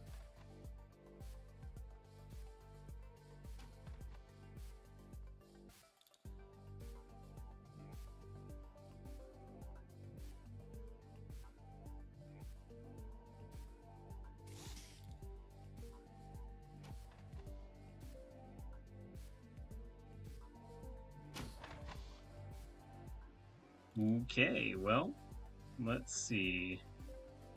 Let's step to right here and see what we can see, eh?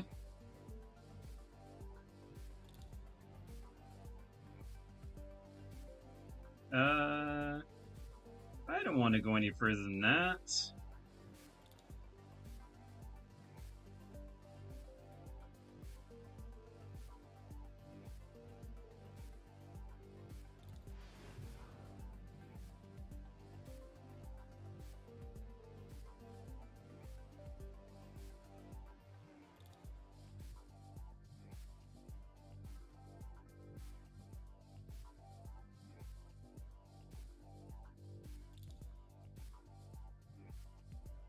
Okay. We'll go this far before we activate Crochet. So we get some free moves with him because he's in follow mode. And then let's see what we can see down the corridor. Okay, well, I guess we'll just have him lead the way.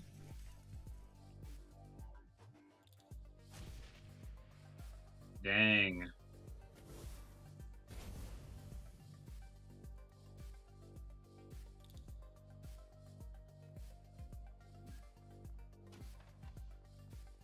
Holy moly.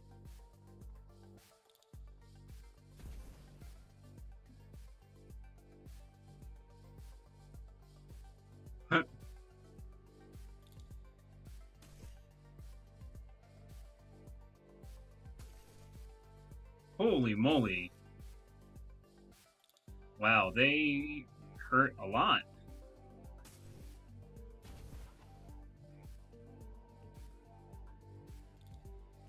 Ooh, I didn't notice that.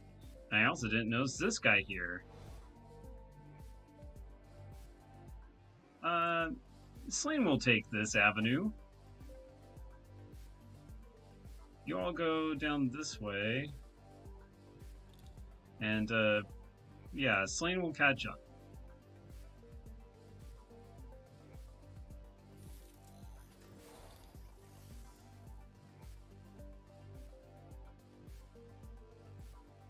Go get him, Gaichu. Ooh, oh well, that's fine.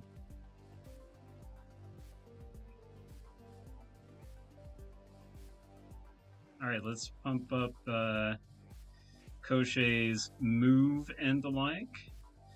Let's get to about right here. And then we'll start with some boom booms. Let's make sure we finish this guy off. Good night. And then let's do this. Ooh, that didn't look like that hurt, didn't it?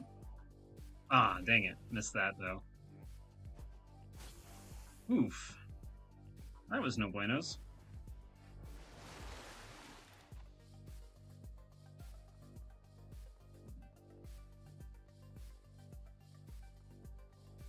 We have some runners, we got some fighters.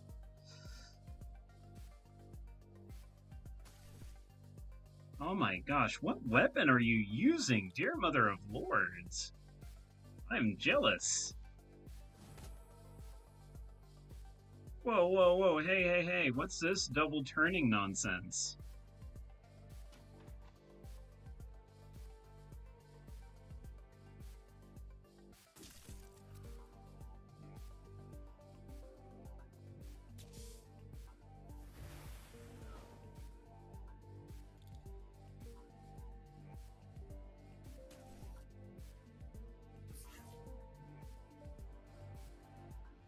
I hope we didn't just get glitched out. I think we might have gotten glitched out. Whoops.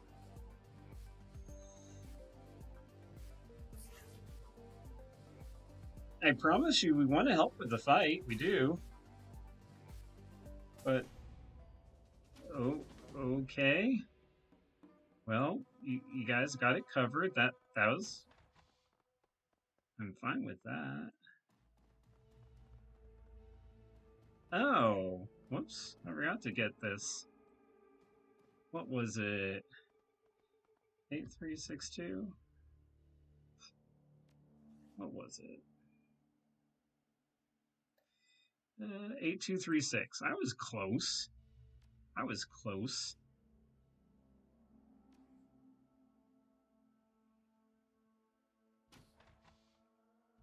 I had the numbers, just maybe not the right order. Sure, we'll take that. Anything else? Ooh. Oh yeah, we'll definitely take that. Let's...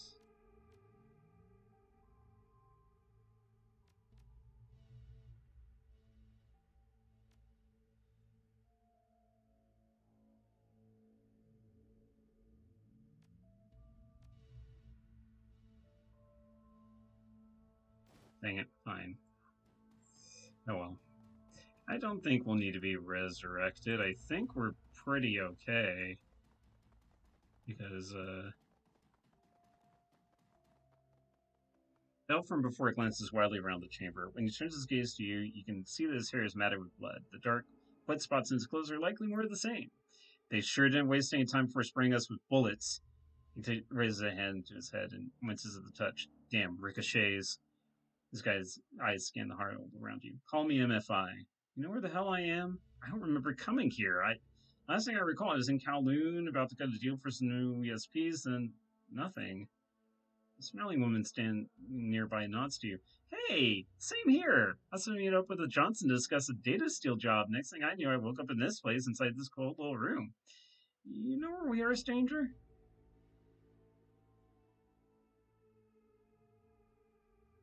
This is submerged Shiawase Research Lab. You're being used as test subjects. Damn it, really got myself into a mess this time. Sure explains all this new cyberware, though. I plan on buying somewhere myself. It would have been nice to pick and choose my own upgrades, but hey, at least this stuff's free. Why us? What did we do to get singled out by Shiawase? I'm just a decker, man. Print a few corp databases in my time, but nothing worthy of this kind of attention. Smiling woman almost leaps forward. Hey, me too. I'm mostly low profile. Name's Virginia Fizz. Just in Hong Kong for work. I've never been here before this. Isn't this exciting?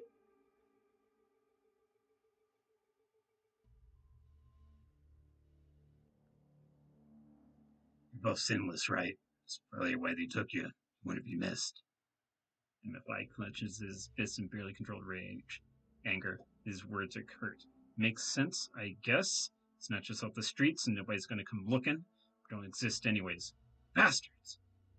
Look on the bright side. They'll get what's coming to them. No way we're staying trapped down here. How are you getting out of here? A submersible. There's hardly room for us, however. I doubt we could take on additional passengers. That's fine. If this underwater base, as you say, if this is an underwater base, as you say, there's got to be more subs around. I'll take anything. I'll cut my way through Shiawase if I have to. All I know is that I'm sure as hell not dying down here like some lab rat. All right, Fizz, let's get out of here. Right behind you.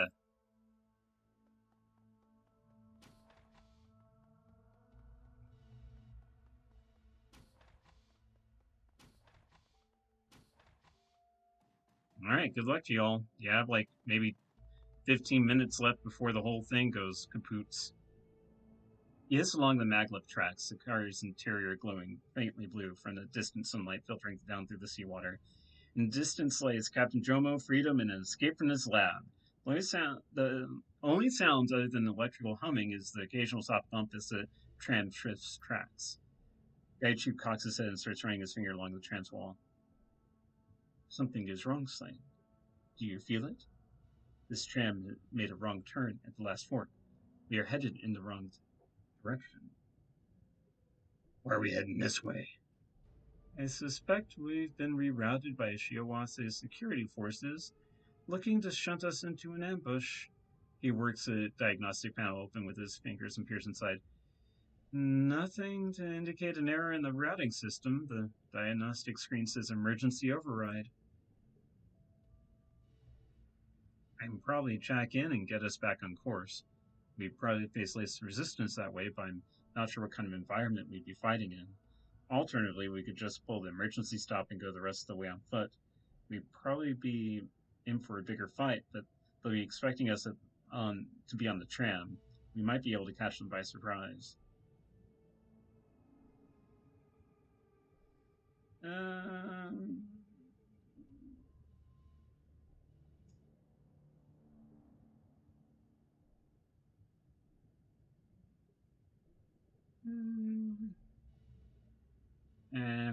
Izzy, Hackett. Isabel jacks into the tram, types seriously for a few moments, and nods in satisfaction. There. The tram's control system now thinks that fires have broken out on half a dozen tram lines.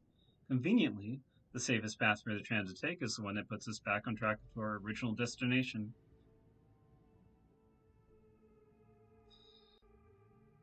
I mean, we might have gotten more goods and stuff from the bigger fight, but we don't need. I don't think we need more stuff. Unless it was karma. As you move through the lab, monitors all around you spring to life. Commander Guerra scowls at you from the flickering screens, a look of severe irritation etched into the lines around his eyes. Your little romp through Siriwase property has gone on long enough. Time's up, Shadowrunner. In the distance, you can hear the thunderous clamor of jackbooted feet hammering on metal floors. Seconds later, a team of armed guards in Shiawase uniforms burst into the room, their weapons held at the ready. That's fine. You've really pissed all over this complex, runner. And now I spit on it, too. Made an awful mess of everything that you come across down here. That's a lot of money you cost us. He smiles, revealing a set of crooked teeth. But now I finally got you. No way out but through me and mine. By the time I'm done with you, you'll look worse than those freaks in the cryotanks. This place deserves to burn. Things that you did to those people. Says the man who rang our doorbell and murdered the greeting party. I expect that you won't be crying yourself to sleep over the people you killed here, so spare me the theatrics. Now I'm going to give you one chance to get out of this thing alive. Surrender, and I promise that we won't kill you. I can't say in what state you'll be in, but at least you won't be dead.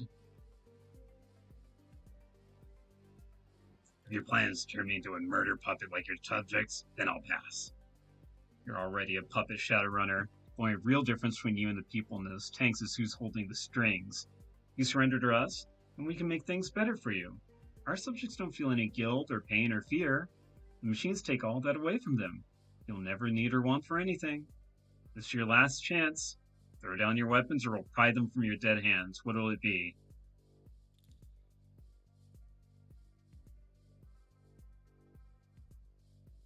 If your mouth is done flapping, I'd like to hurt you now.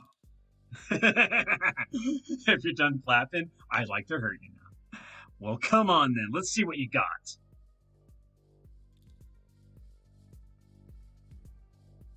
Let's see. Well, first off, let's stand here. Yep. Shiawase Mage. Yep. Yep. We got that going.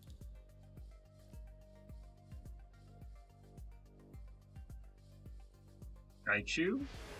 Yeah. Get some aims. Alright, let's mark again. Let's see. Assassin. Is that... Yeah. Let's mark the mage. I always go after mages.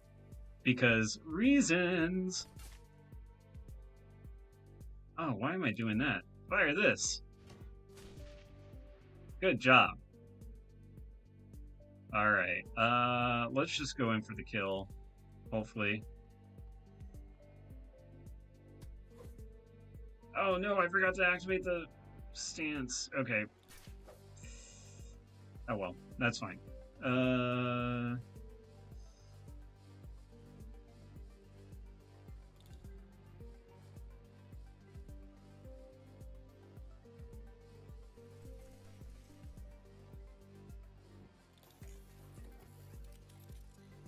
Alright, let's get you...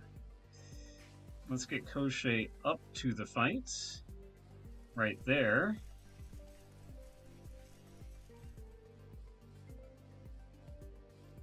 And then...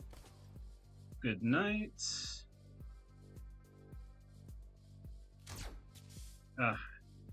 Didn't think that would work.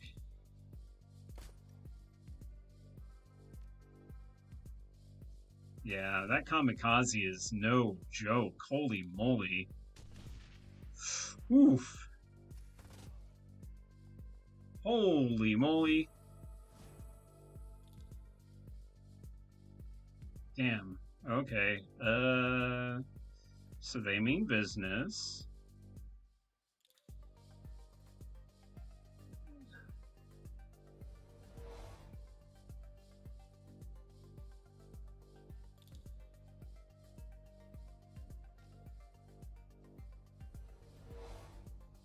Alright, I just wanted to do that a couple times before I...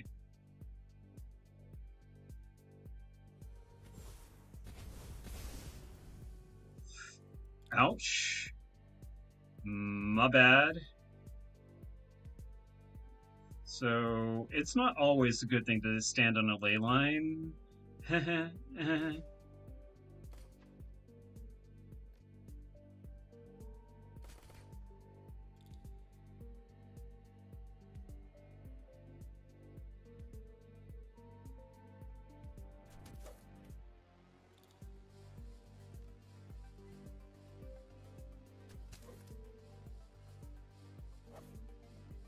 Damn it.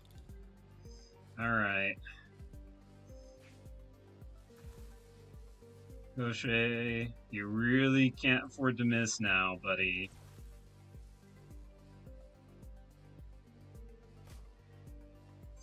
There you go. Good job. Alright. Now be afraid of the Gaucher, silly gooses. Very nice. Oh my gosh! This damage is unreal. Ugh.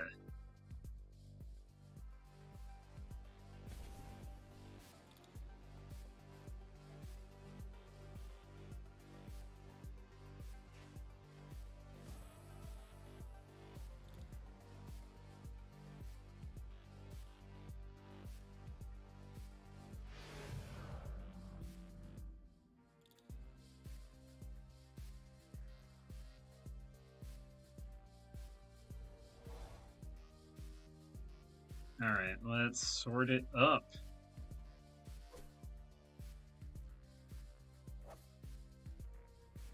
Dang.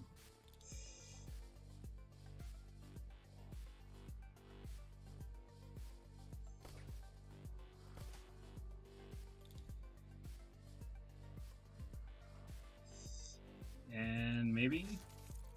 Good job. Alright, well, saving the best for last.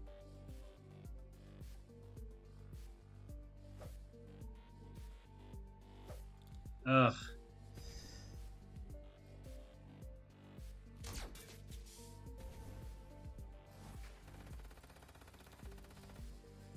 Holy moly. That's not good.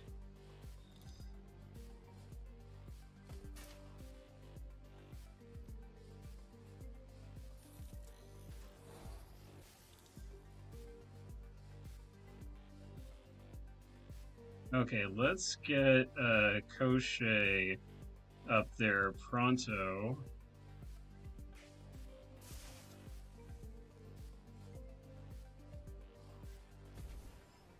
Koshé, you gotta do it for the team, buddy. Not like that, though. There you go. There you go. All right. Here we go. Yes. Oof. Back in the game. Whew.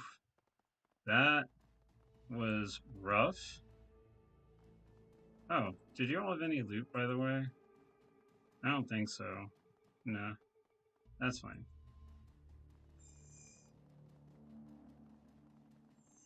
Yep. Time to GTFO.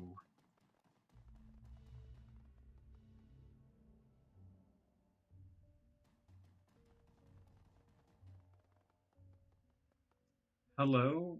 This is Dr. Tang. Thank you again for letting me leave the lab, for letting me live. Unfortunately, we have a problem. Great timing, Doc. I already have one foot out the door.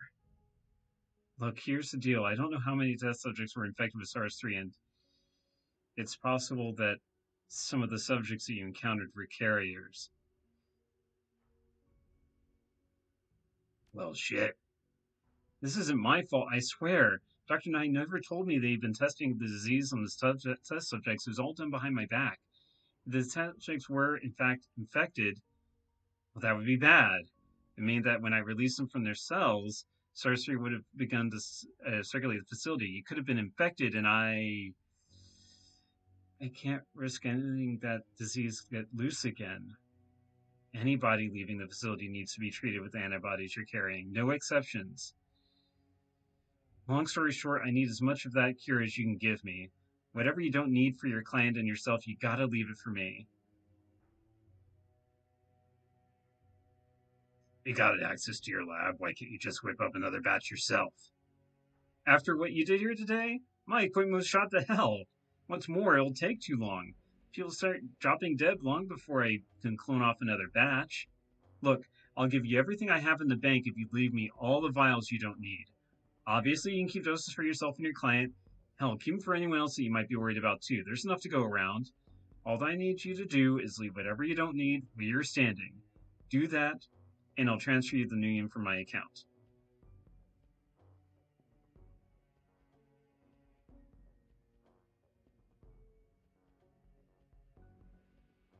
I may be willing to help you, but only if you help me first. I should record an audiobook? No, thank you. I had enough of my radio talking days way back when. I may be willing to help you, but only if you help me first. Show me how to use the antidote, and I'll consider leaving what's left for you. All right, pay close attention. The doctor describes in excruciating detail that I don't have to read through how to administer the antidote without tainting the solution. You promptly dose yourselves according to her instructions. Now that you've been treated, will you leave the remaining antidote in the sub bay? Please do this for me. You know that I run a Shiawase lab. I've got money, believe it. Give me the vials that you don't need, and you'll be a very rich man.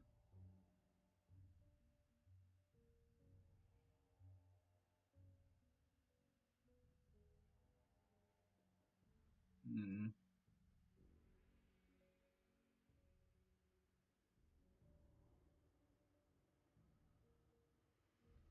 Pod's got a soft, tough exterior, but he's got a soft heart when it comes to it. You got yourself a deal. I'll have the new wire to you immediately. Thank you. I mean that. Book 850.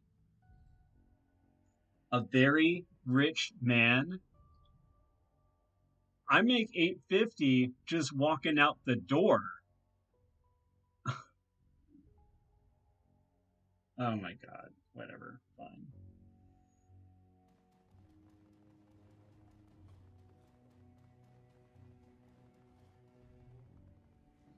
Joe nods as you approach, his expression turned.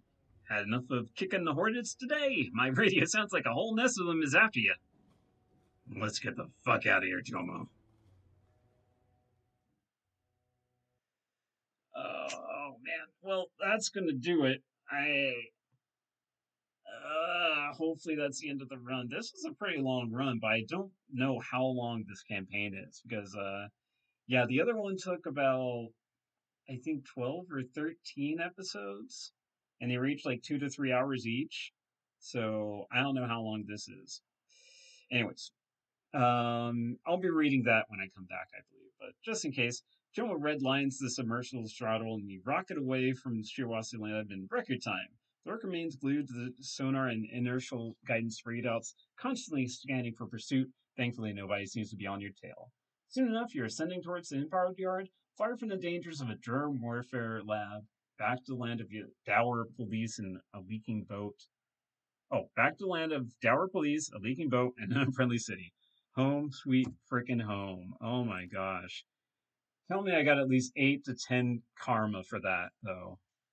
I need some levels, please. And it is expensive to level now.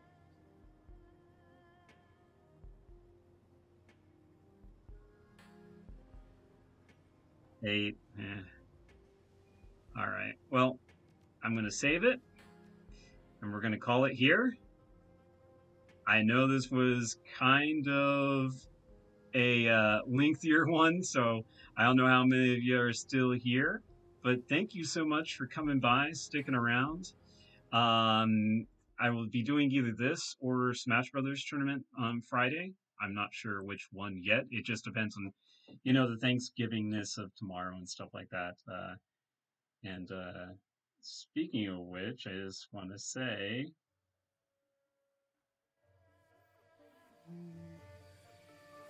I'm gonna just do that real quick. Sorry, I'm just making some slight adjustments. All right. I just want to say thank you again so much. Everyone who's, doing stuff tomorrow, please stay safe. Please take care. Please wear a mask. as much as you can. I mean, you can't eat through the mask yet. That technology needs to be happening for, vaccines and the like. But anyways, thank you again. Take care. Stay safe. See you next time. Bye bye.